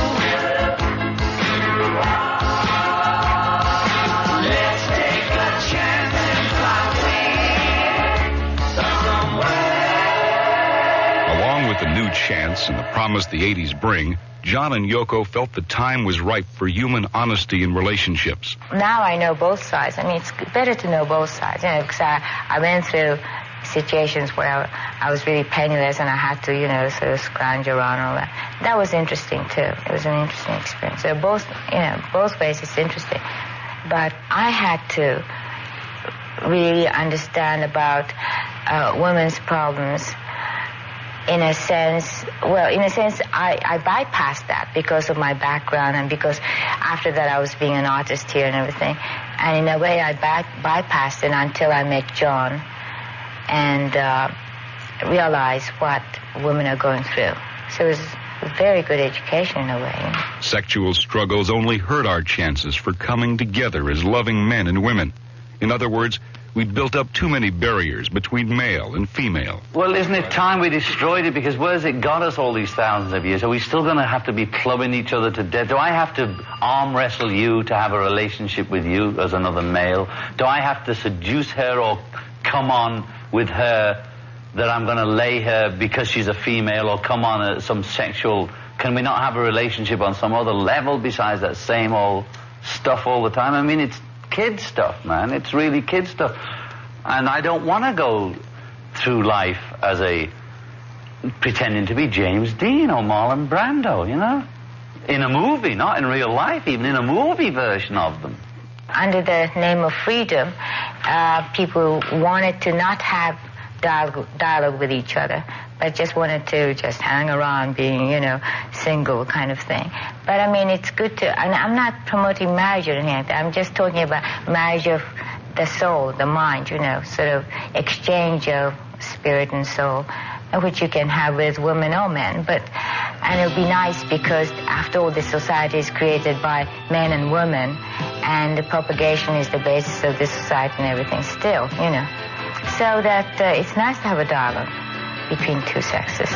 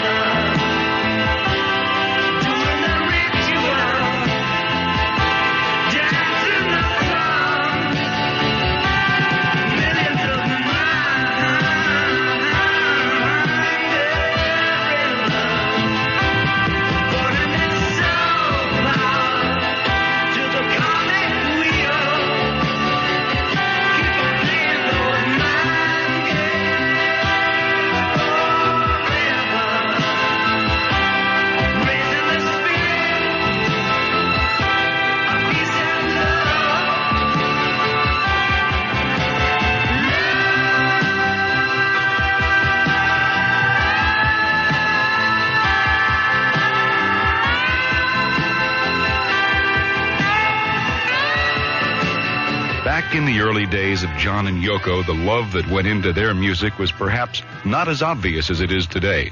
John relates this to the craziness of the times. Not only the fact that we got together and boom, it was like an explosion, but there was also the Beatle thing about us getting together and whether they split because of us or not, or whatever the reason, all that stuff. The Beatles were splitting, the Beatles were arguing, John and Yoko was getting together, the anti-Vietnam crusades were going on all over, and we were involved in so many things, and we were putting out so much work, and we were making movies, making public appearances, performing at shows and traveling the world and doing all that. There was no time to reflect. There was only time to put out immediate impressions of what was happening. But we were really honest about it. You can say that, maybe we were naive, but still we were very honest about everything we did, That's why I refer to the word is love on Rubber Soul. Straight through to All You Need Is Love, to give peace a chance, to imagine there's no countries, imagine no wars, in other words, to write to this moment now. This album doesn't say imagine the whole world like that, because I've said that in a way. What I'm saying now is, now let's put the spotlight on the two of us and show how we're trying to imagine there's no wars, to live that love and peace, rather than sing about it only. Oh,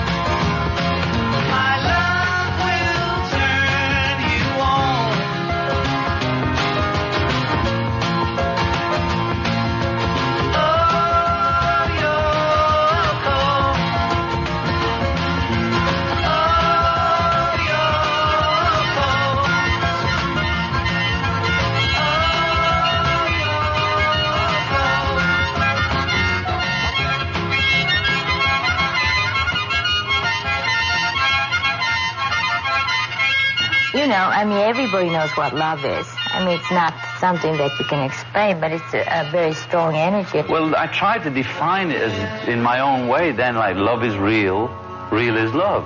And it's very simple lyric, or even simplicity. I don't know which way it would go, but it's what can you call it? You can say love is like a flower. It's like saying, what is air? And you say H2O, it doesn't mean anything, It's whatever it is when it feels good is love, and the other one is not love,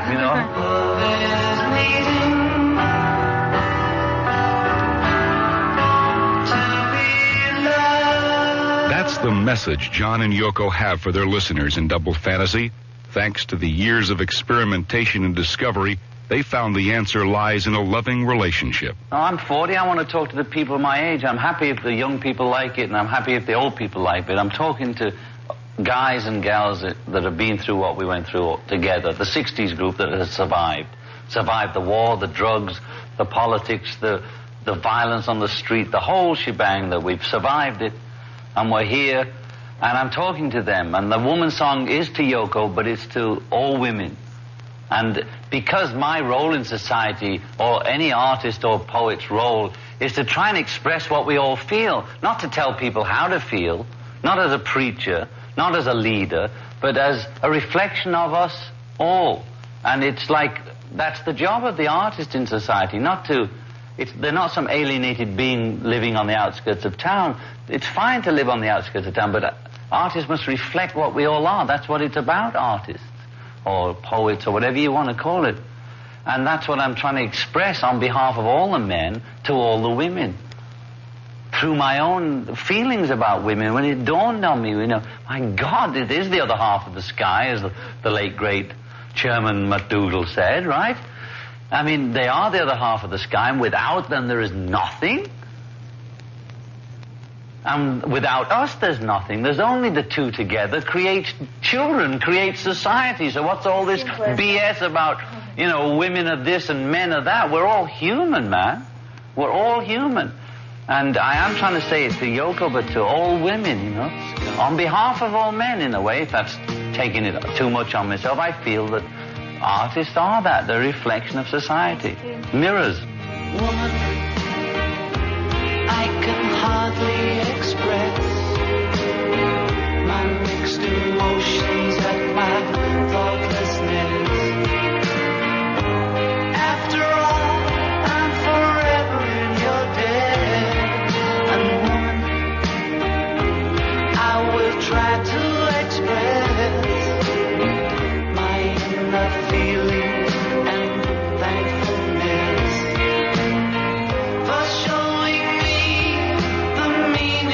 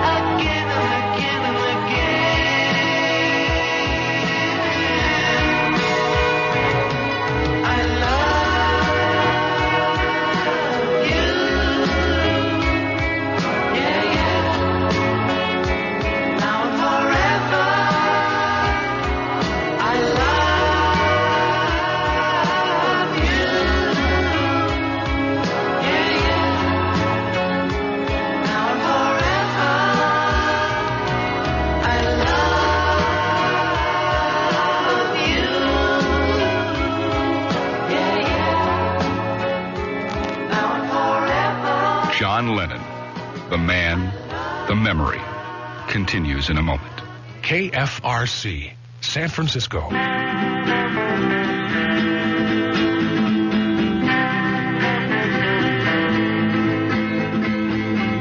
get high when I see you go by. My oh my, when you sigh, my inside just flies.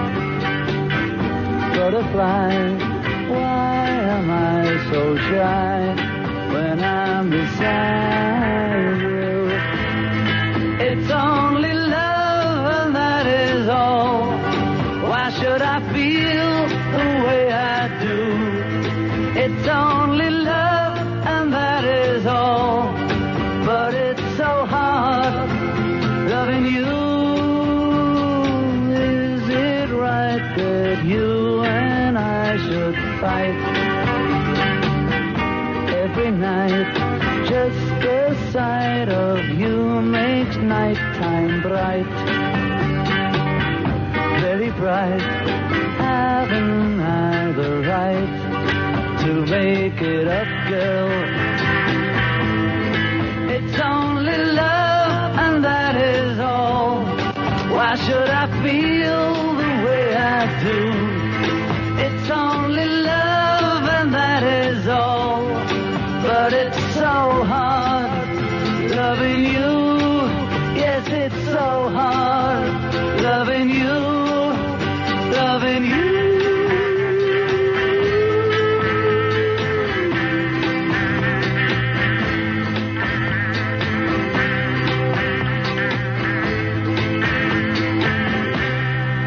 John says Yoko led him to enlightening realizations about love and human relationships. He also wasn't above lifting her ideas for some of their heaviest musical concepts, like Imagine. You may say I'm a dreamer, but I'm not the only one. I hope someday you'll join us, and the world will be one. And Imagine was straight lift out of her book Grapefruit. There are pieces in there that say imagine this, imagine that. But so I didn't give her credit. Tra-la-la-la-la.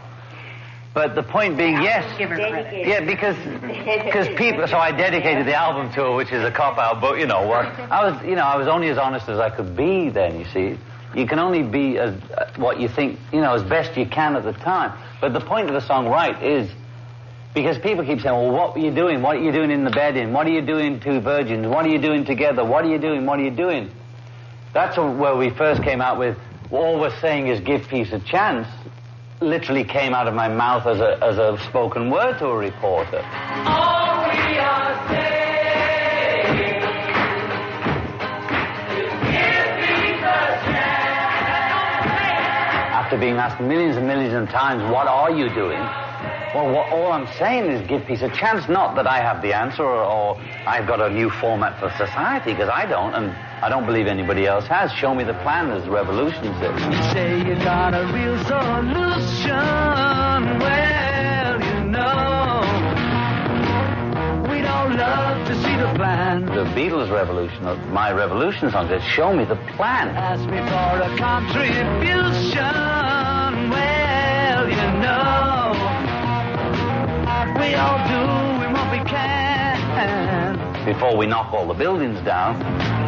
But when you talk about destruction, don't you know that you can count me out? All we are saying is give peace a chance. Give peace a chance imagine is the same thing. You hit it right in the head. It's just imagine if there were no countries. Not no places where we each had our little spot. But imagine, there was a time, when you didn't have to have a passport to go from country to country. What kind of world did we create? Really, it used to be you could go around, What is this game that you can't get, that somehow this is America and then just across the field is Canada, and that you have to have all kinds of papers and pictures and stamps and passports, and the concept of imagining no countries, imagining no religion, not imagining no God. Although you're entitled to do that too. Imagining no denominations. Imagining that we revere Jesus Christ, Mohammed, Krishna, Milarepa equally. We don't have to worship either one, that we don't have to, but imagine there's no Catholic Protestant, no Jew Christian, that we allow it all, freedom of religion for real, I mean, for real. You may say I'm a dreamer, but I'm not the only one. I hope someday you'll join us, and the world will live as one. Just imagine it. Would it be so terrible?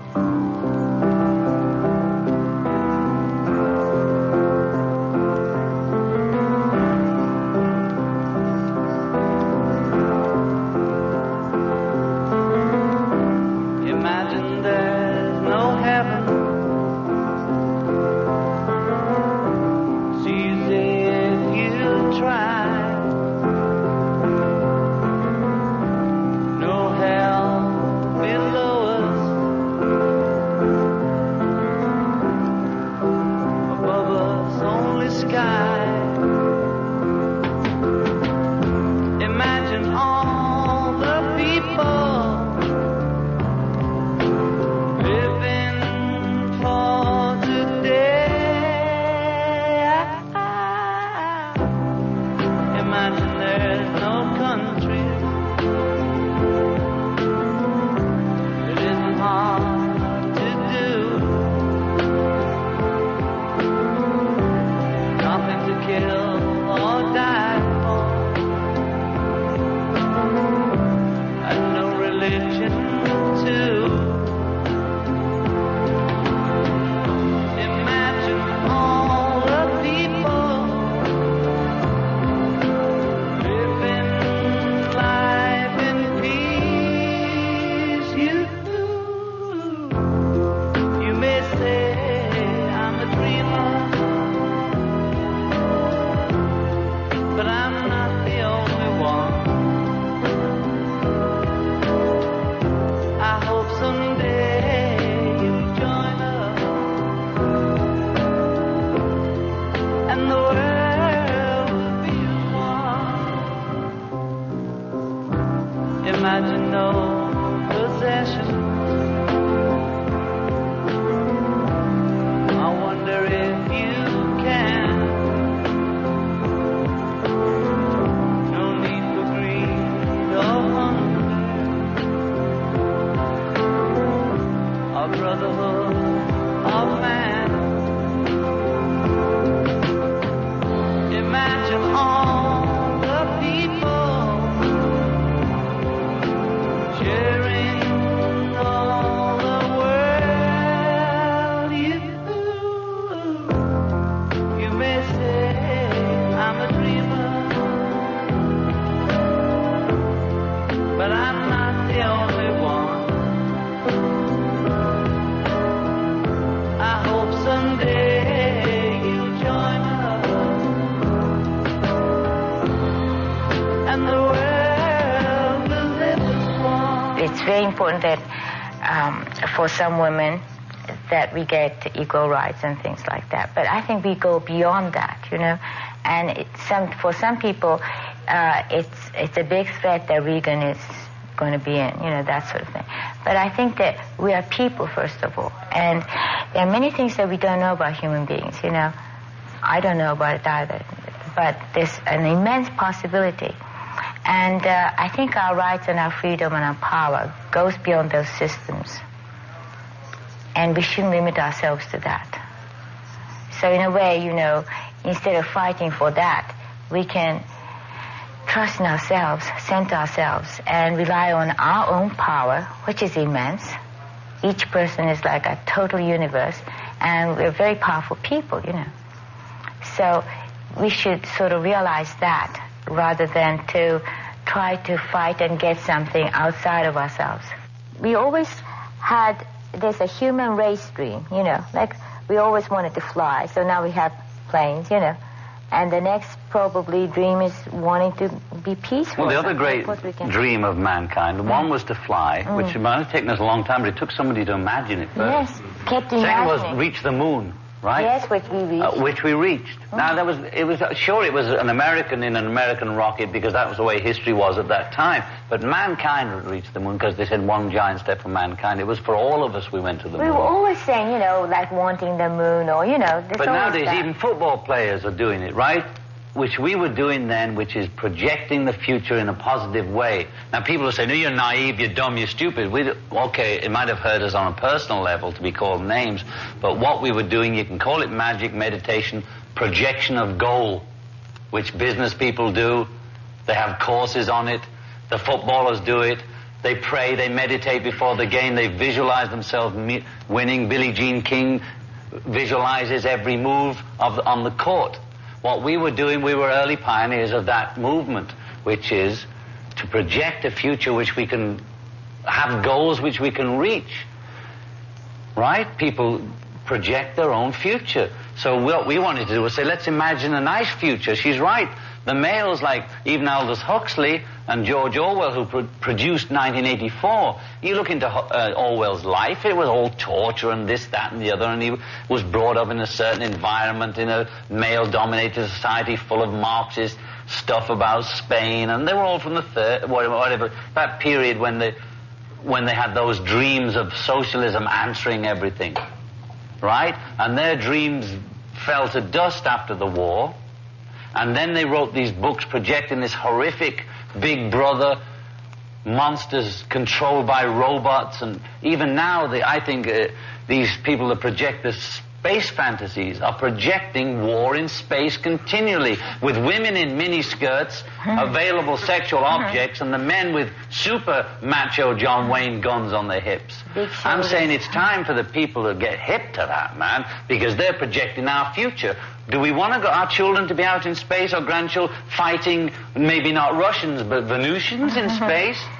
You see, if it works for a football player and a tennis player, it can work for all of us. We have to project a positive future. I think that's what Christ and Mohammed and those people were saying in their way, in their time, for their society. That was perhaps John Lennon's heaviest point, that without a positive outlook, humanity can't survive. That's what he and Yoko wanted to project. People have an all-important power inside themselves, and it's time to use it. Not necessarily politically, but lovingly as well. People like politicians rely on the fact that the people are not thinking, you know. And if each person, all of us, would really be centered, you know, and really start thinking for ourselves, then they don't have a chance. Because we're like a really very powerful gods and goddesses, you know. In retrospect, if I was trying to say that same thing again, I would say the people have the power. I don't mean power of the gun. They have the power to make and create the society they want. We all created this together. It wasn't a few kings or a few generals. We might have invested the power in a Napoleon, or the Germans might have been hypnotized by Hitler. Does that make the Germans different from the rest of the human race? No way. You know, it could have happened anywhere. It just happened there at that moment in time. Okay? And also, the world, we do breathe in and we breathe out. So you go to the left, you go to the right. It's all, in the long term, it's meaningless. Even since I was a conscious of politics, it was the right in the 50s, the left in the 60s, and sort of nothing in the 70s, and it's going to the right. If everybody's going to panic and just react to an illusionary right wing that's going to kill everybody, well, that's what you're going to get. I believe that it doesn't have to be like that just because the guy has a right wing or supposedly has a different political view than other people. Now, personally, I've never voted in my life. How do you like that? Now, there's a Beatles book that was handed down, the 1964 tour, a book of photographs, and on the top of it, it shows this young John Lennon in his usual big mouth way saying, no phony politician's ever going to get through to me. Well, I take the phony politician out because I don't think all politicians are phony.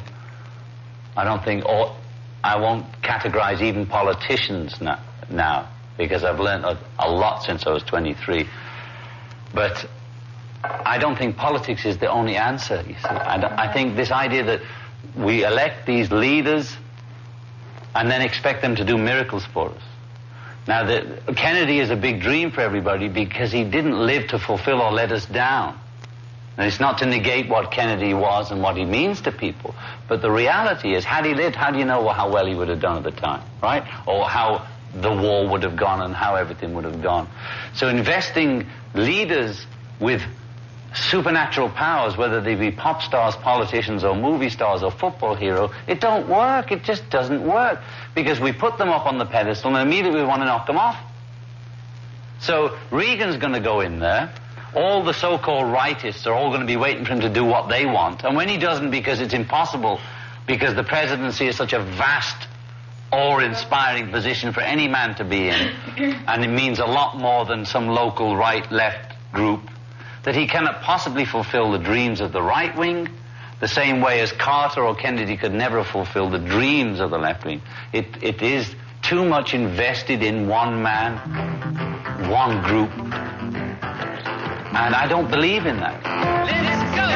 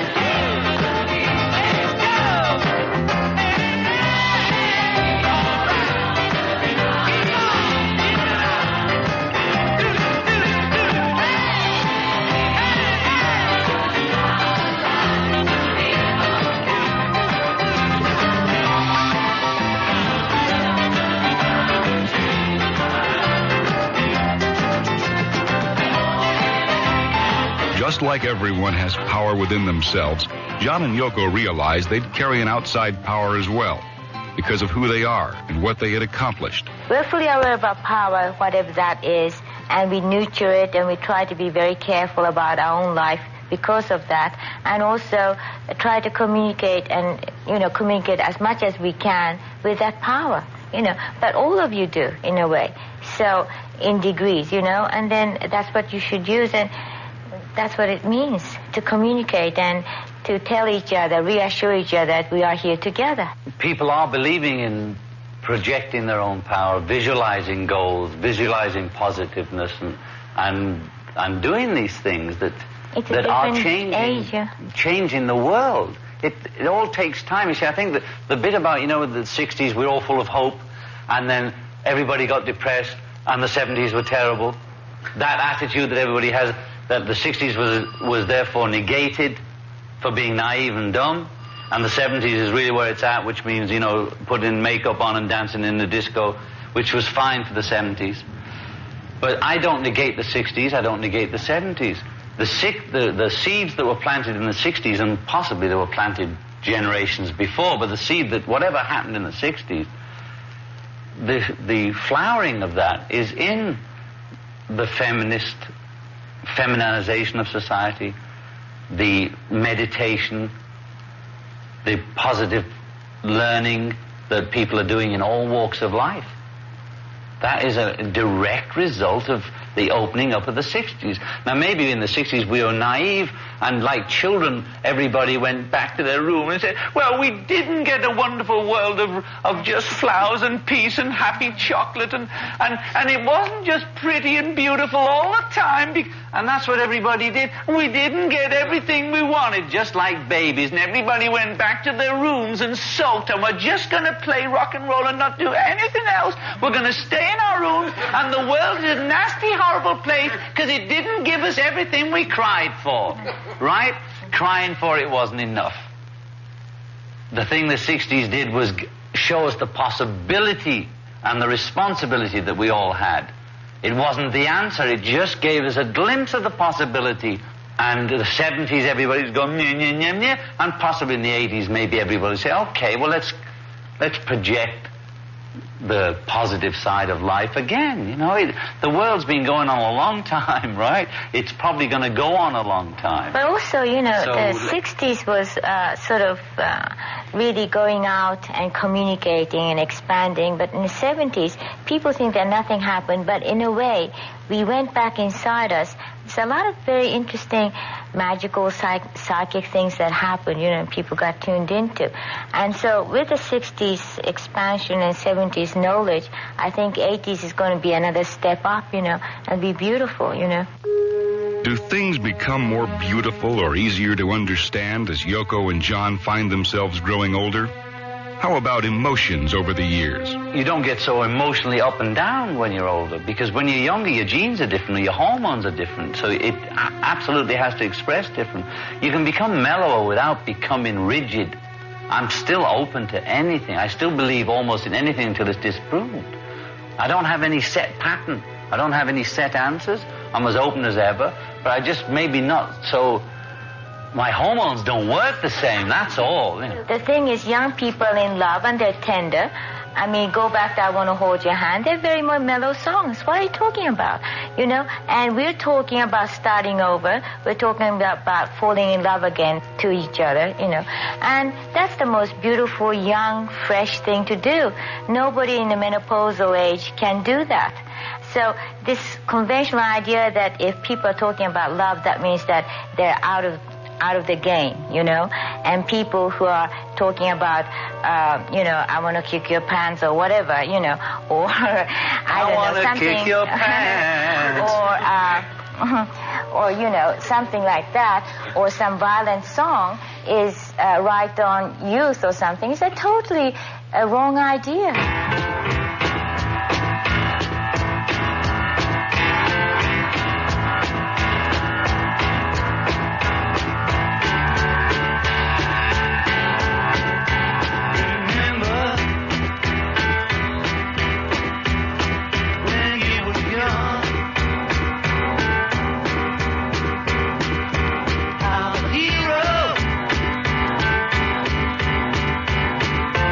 Never won.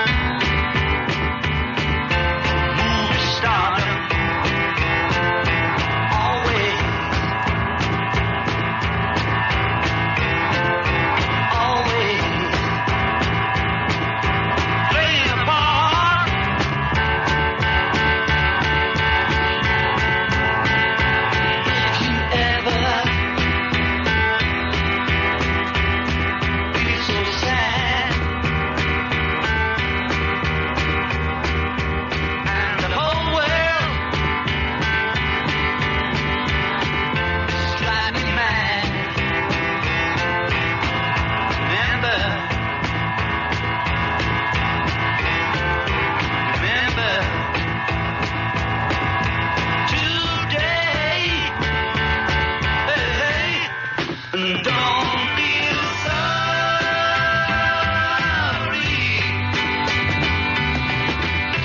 about the way it's gone. Don't you worry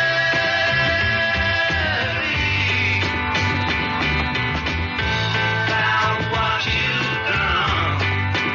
No, remember.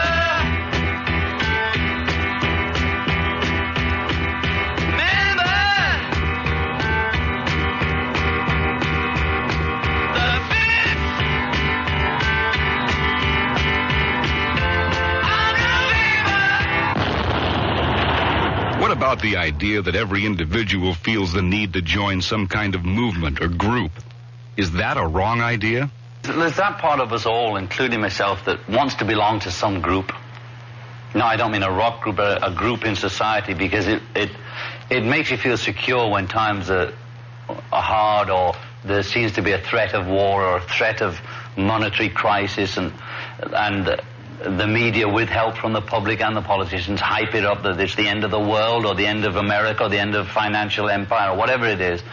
And everybody gets insecure and wants to belong to a group, including me. I was always wanting to belong to something, even though I always wanted to be the rebel on the outside. Part of me always wanted to be part of it.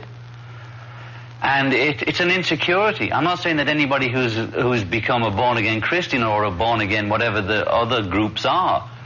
But in general, to me, it looks like a sign of insecurity, because I recognize it in myself, that when I do go through that terrible insecurity of the world is collapsing and going crazy, it doesn't make sense anymore, wouldn't it be easier if I was just along with these people, this few hundred or few thousand that all think the same way, and it makes life easier like that? People realize that it's not the end of the world. The apocalypse is not going to happen, no matter what some person might threaten us with. Those people have been waving those end of the world. I remember the end of the world is nigh cartoons when I was 12, my whole generation, our whole generation was brought up with the H-bomb. I remember Bertrand Russell and all the H-bomb, and the reason that we were rock and rollers apparently in the 50s was because the bomb might go off any minute. I don't think that's going to happen. I really don't think it's going to happen. John Lennon, the man, the memory, continues in a moment. Because of the nature of this documentary, KFRC chooses not to include any of its own advertising. Our network, however, requires that we hear from their program sponsors. Our deepest apologies for this interruption. When it's time to face the music and hit the road again, I'll have Craig beside me, my road-rated friend. Fills my car with music, mellows out my day. Getting only good sounds, nothing's in my way. Just keep up the beat, keep up the street while you're moving. Mile after mile, traveling style, keep on grooving. There's a lot of car stereos on the road, but there's only one that's road-rated. The Craig road-rated receiver. It's made to pull in the good sounds and keep out the buzz and the fading. It helps you hang on to your favorite station. The road-rated receiver, only from Craig. Just keep up the beat, keep out the street while you're moving. To be Craig. Mile after mile, traveling style, keep on grooving. Just keep up the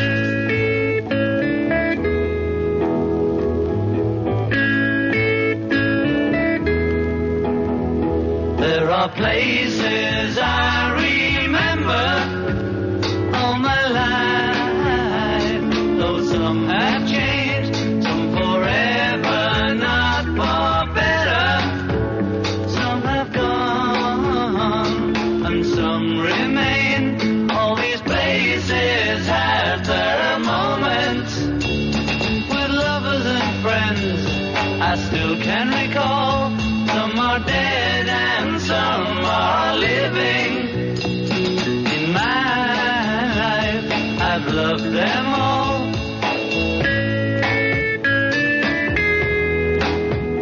But of all these friends and lovers, there is no one compares with you. And these memories lose their meaning when I think of love as something new. Though I know I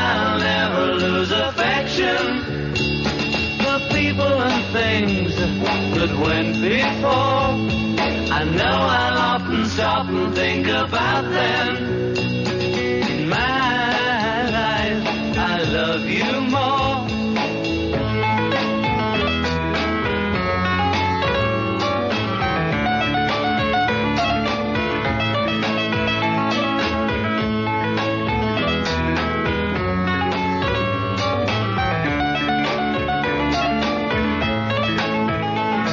I know I'll never lose affection for people and things that went before. I know I'll often stop and think about them. In my life, I love you more.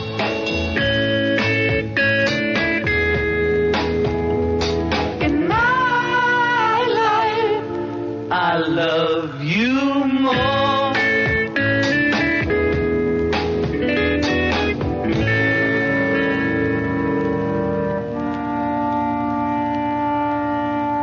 For people who lived through the 60s and 70s, the death of John Lennon felt like the end of the world. But with his extremely positive way of projecting the future, his future with Yoko and Sean, and our future as human beings on Earth, it's doubtful that John Lennon would have wanted his death to be regarded as any kind of end. As fans of Lennon gathered outside the Dakota apartments following John's death and sang his songs to remember him, Yoko Ono asked through a spokesperson that the crowds go home. Yoko said there would be no funeral, but that since John had loved and prayed for the human race, everyone should please pray the same way for him. Yoko asked for a 10-minute silent vigil, a tribute to John Lennon, a man the world loved. John Lennon cared deeply about his family, humanity, and the music that originally inspired him. Just like people are coming together in the 80s, John said music is too. All different styles from all the past years, and he loved it all, especially rock and roll's golden greats. Well, we got the blue, she's my baby. We got the blue, we got the blue, she's my baby. We got the blue, we got the blue,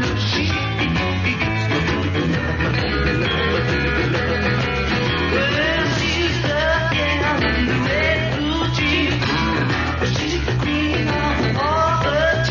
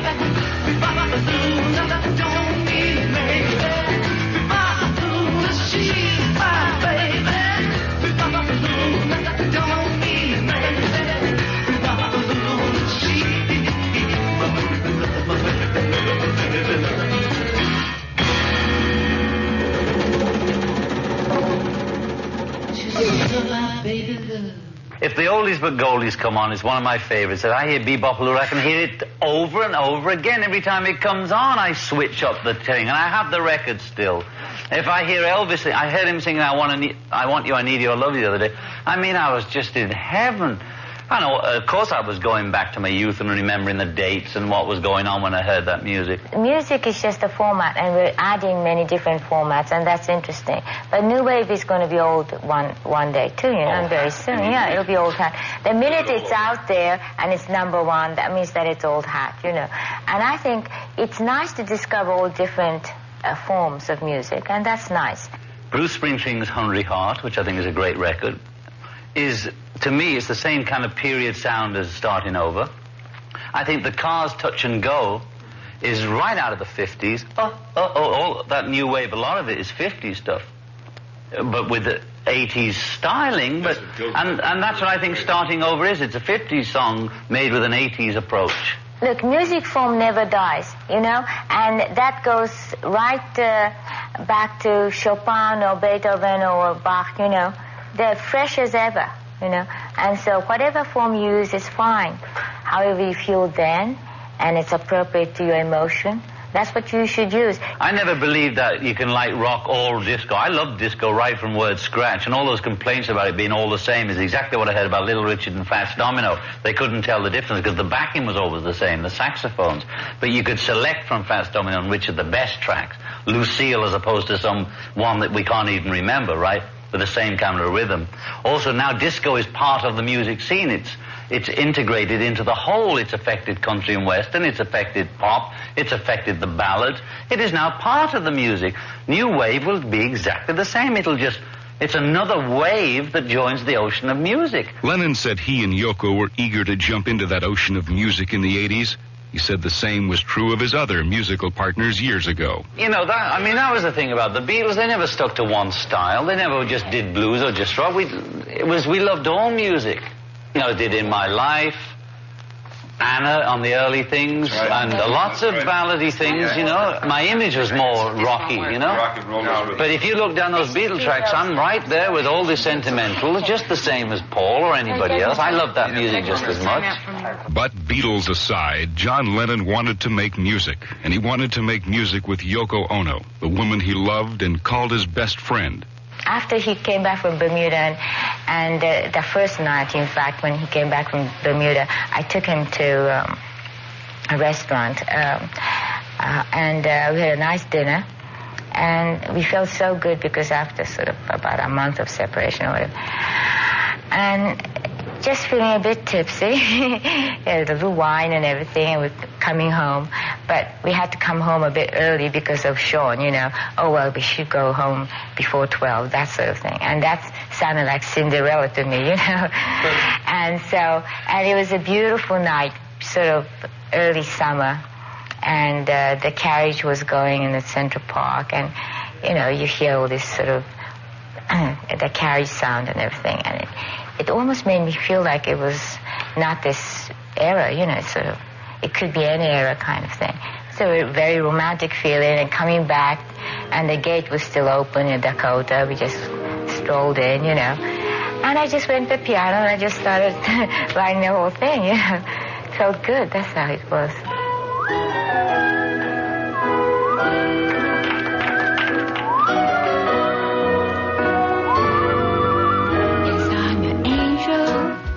Give you everything in my magic power.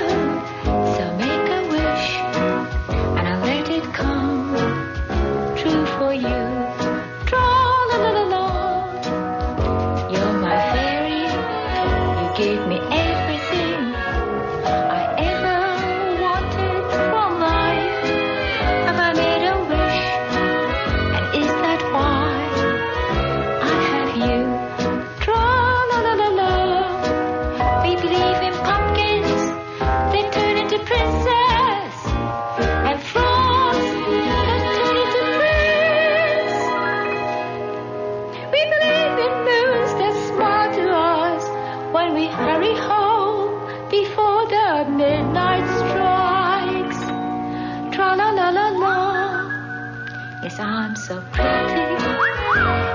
so dizzy, and we're so happy.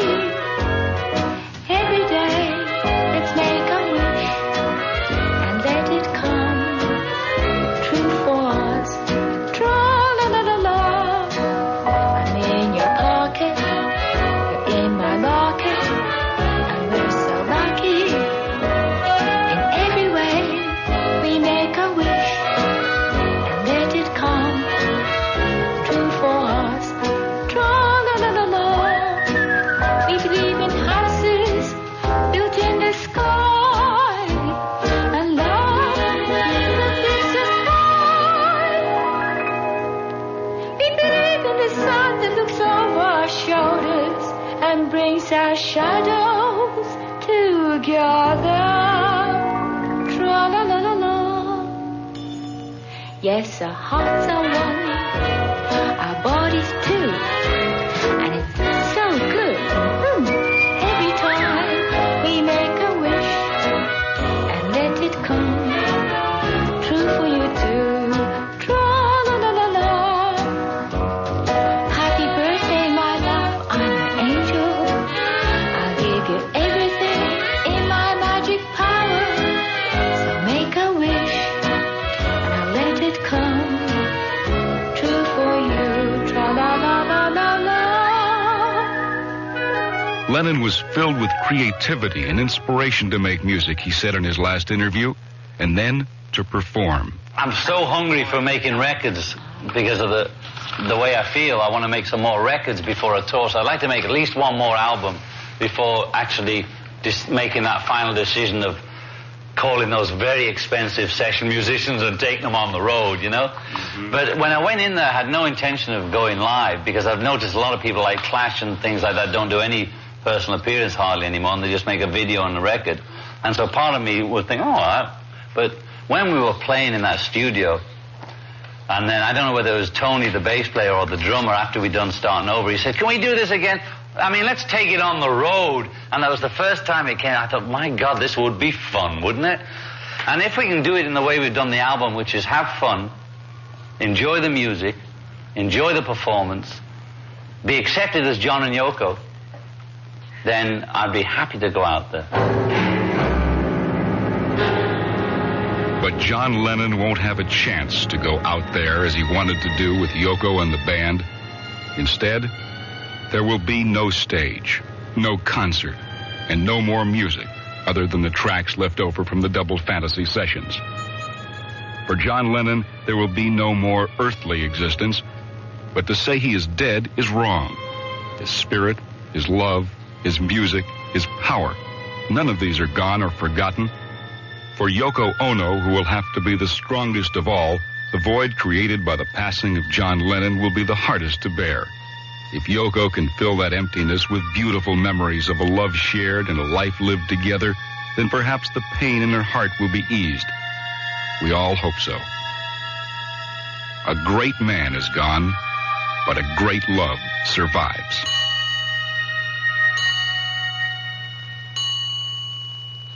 Our life together is so precious. Together we have grown. We have grown. Although our love is still special, let's take a chance and fly away somewhere alone. It's been too long since we took the time. No one's to blame. My no time flies so quickly.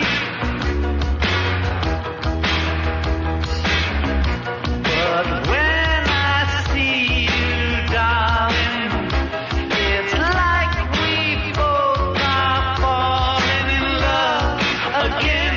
It'll be just like starting over. Starting over. Every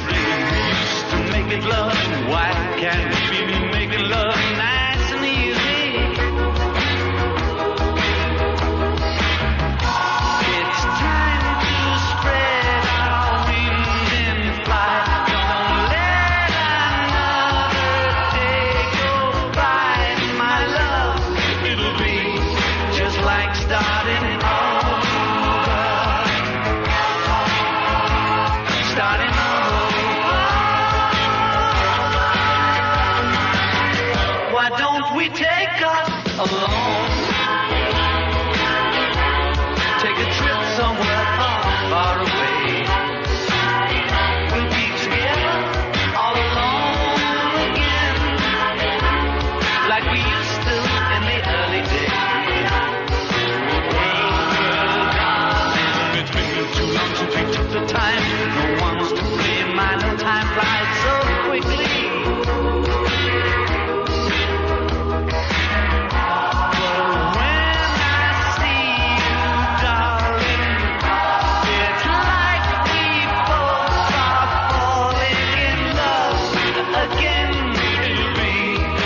Like starting over, starting over. Look out, our life together is so precious. Together we hit them wrong. We the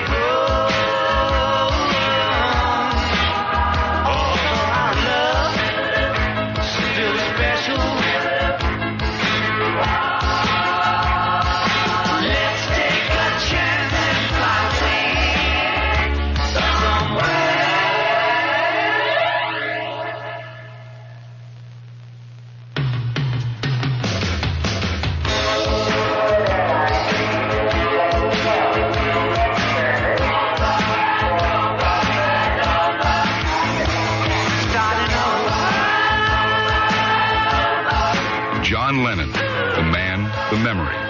Written and researched by Lori Kay with special permission from Drake Chenault Enterprises. Produced and engineered in San Francisco by Ron Hummel. Executive producer Harvey Mednick. Our appreciation to David Geffen, chairman of the board, Geffen Records. Bert Keane, national promotion director, Warner Brothers Records. And Ed Rosenblatt, president of Geffen Records. I'm Dave Sholin. John Lennon, The Man, The Memory. Produced by RKO Radio Productions for the RKO Radio Network. Copyright 1980, RKO Radio Network.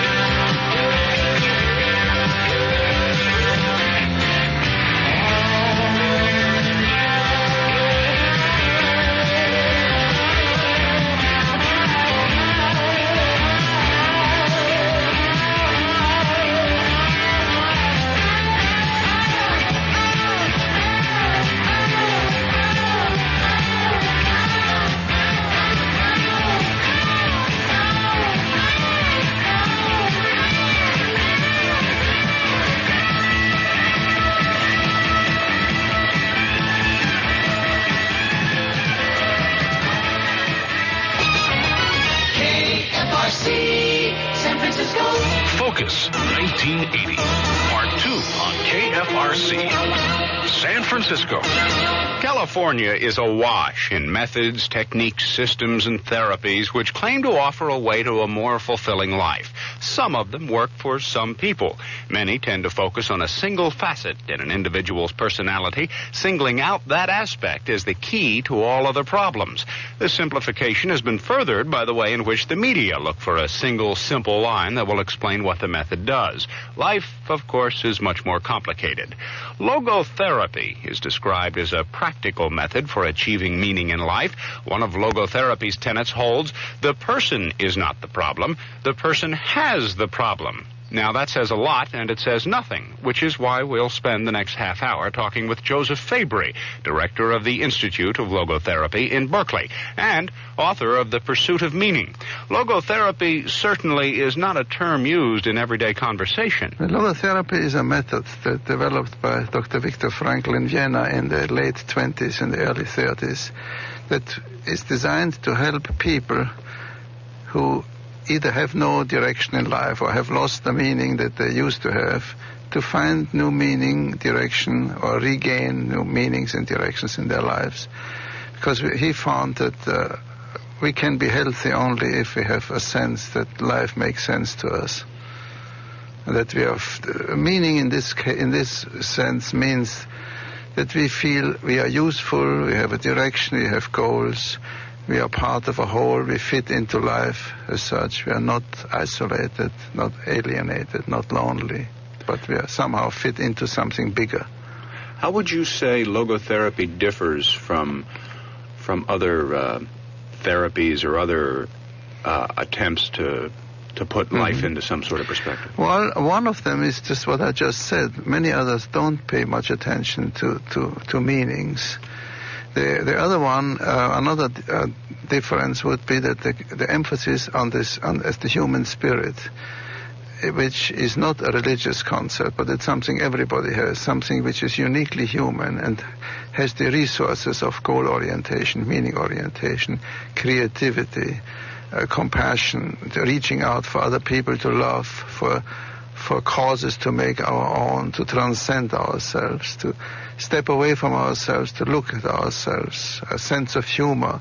All these things are tremendous resources that we have to be aware that we have them and make use of them. Another difference would be that the emphasis is not so much on why am I in this mess, but rather what can I do to get out of this mess. In other words, we make an inventory of where am I now and where do I want to be and what would be the first step to get from where I am to where I want to be. Another difference would be the emphasis on freedom, that I have not only the will to find meaning, but I have the freedom to find it, which may be startling to some of our listeners. But the reason why we can say it is because our freedom is not only possible to change a meaningless situation into a meaningful situation. This is very often not possible. But we always have the freedom, and nobody can take it away from us, to change our attitude. We can gain a meaningful attitude towards a situation which in itself is meaningless. There are many differences, but I think these are the major ones. This time we're living in, certainly there have been, there's probably most likely always been times when human beings have felt emptiness or great despair in the world wars, in all the little wars, that there have always been, usually in very negative situations. It seems as though, and there's been a lot of discussion of it in recent years, that while there are violent and difficult situations that take place in this country, there's an emptiness that seems in some ways to have grown out of maybe too much freedom, or we get to lack of direction. I would suspect. In recent years, there's been, like I say, a lot of discussion of that. Does logotherapy address that kind of emptiness? Well, this is the center point of logotherapy. It addresses this emptiness, and it feels that the emptiness is caused by a repressed will to meaning. Just as Freud thought neuroses are caused by repressed sexual desire or pleasure in general. If you repress pleasure, including sexual pleasure, we become neurotic. Well, this is true, but we don't repress pleasure very much, and including sexual pleasure, partly because of Freud. And what Frankl added is that if we repress our basic innate sense for meaning, our will to meaning, we become empty. We have what he calls an existential vacuum, which we try to fill, and we're trying to fill it with many means that are not suitable. Alcohol, drugs, violence, speed, cars, activity for activity's sake, power, material things, while he feels that the real basic fulfillment of this inner emptiness would be to find out what is the meaning of my life, what do I want to do with my life in general, and what do I want to do with the present moment. In what way do I respond? He sees life as asking us questions to which we have to respond. And if we respond in a meaningful way, in a way that really makes sense to us and to our surroundings, then we are really responsible in the literal sense, able to respond, able to respond to the calls of life. And you can do this in a religious sense or in a non-religious sense. It makes no difference. That's one of the I think the benefits of logotherapy, that it extends what the religion always has tried to give to the religious people, namely as a feeling that in spite of all the injustice and of all the chaos that exists, life makes sense. There is some kind of order. That this kind of order also is available to people who do not go through the traditional religious channels. Okay. Let's turn directly to your book, The Pursuit of Meaning. And to my mind, you proceed through the various questions that come up, and that bother, that everyone faces, everyone has to face, and bit by bit. I'd like, if we could, as a means of giving the listener an idea about what is in the book, and also a little more clear idea of what logotherapy is, which is what your book is is doing. Well, what I was trying to do with this book is to summarize in one book and easy reading what Frankl has said in 23 of his books, and sometimes very complicated reading, and very often readings that are not available in English. So my purpose was to crystallize his thoughts in such a way that it's in 200 pages or less than 200 pages, the American reader really can get the answers to the problems that most American readers are facing, namely loneliness, divorce, the splintering of the family, the breaking down of traditions, the alienation, the frantic search for pleasure or power or material things, the overemphasis on material things,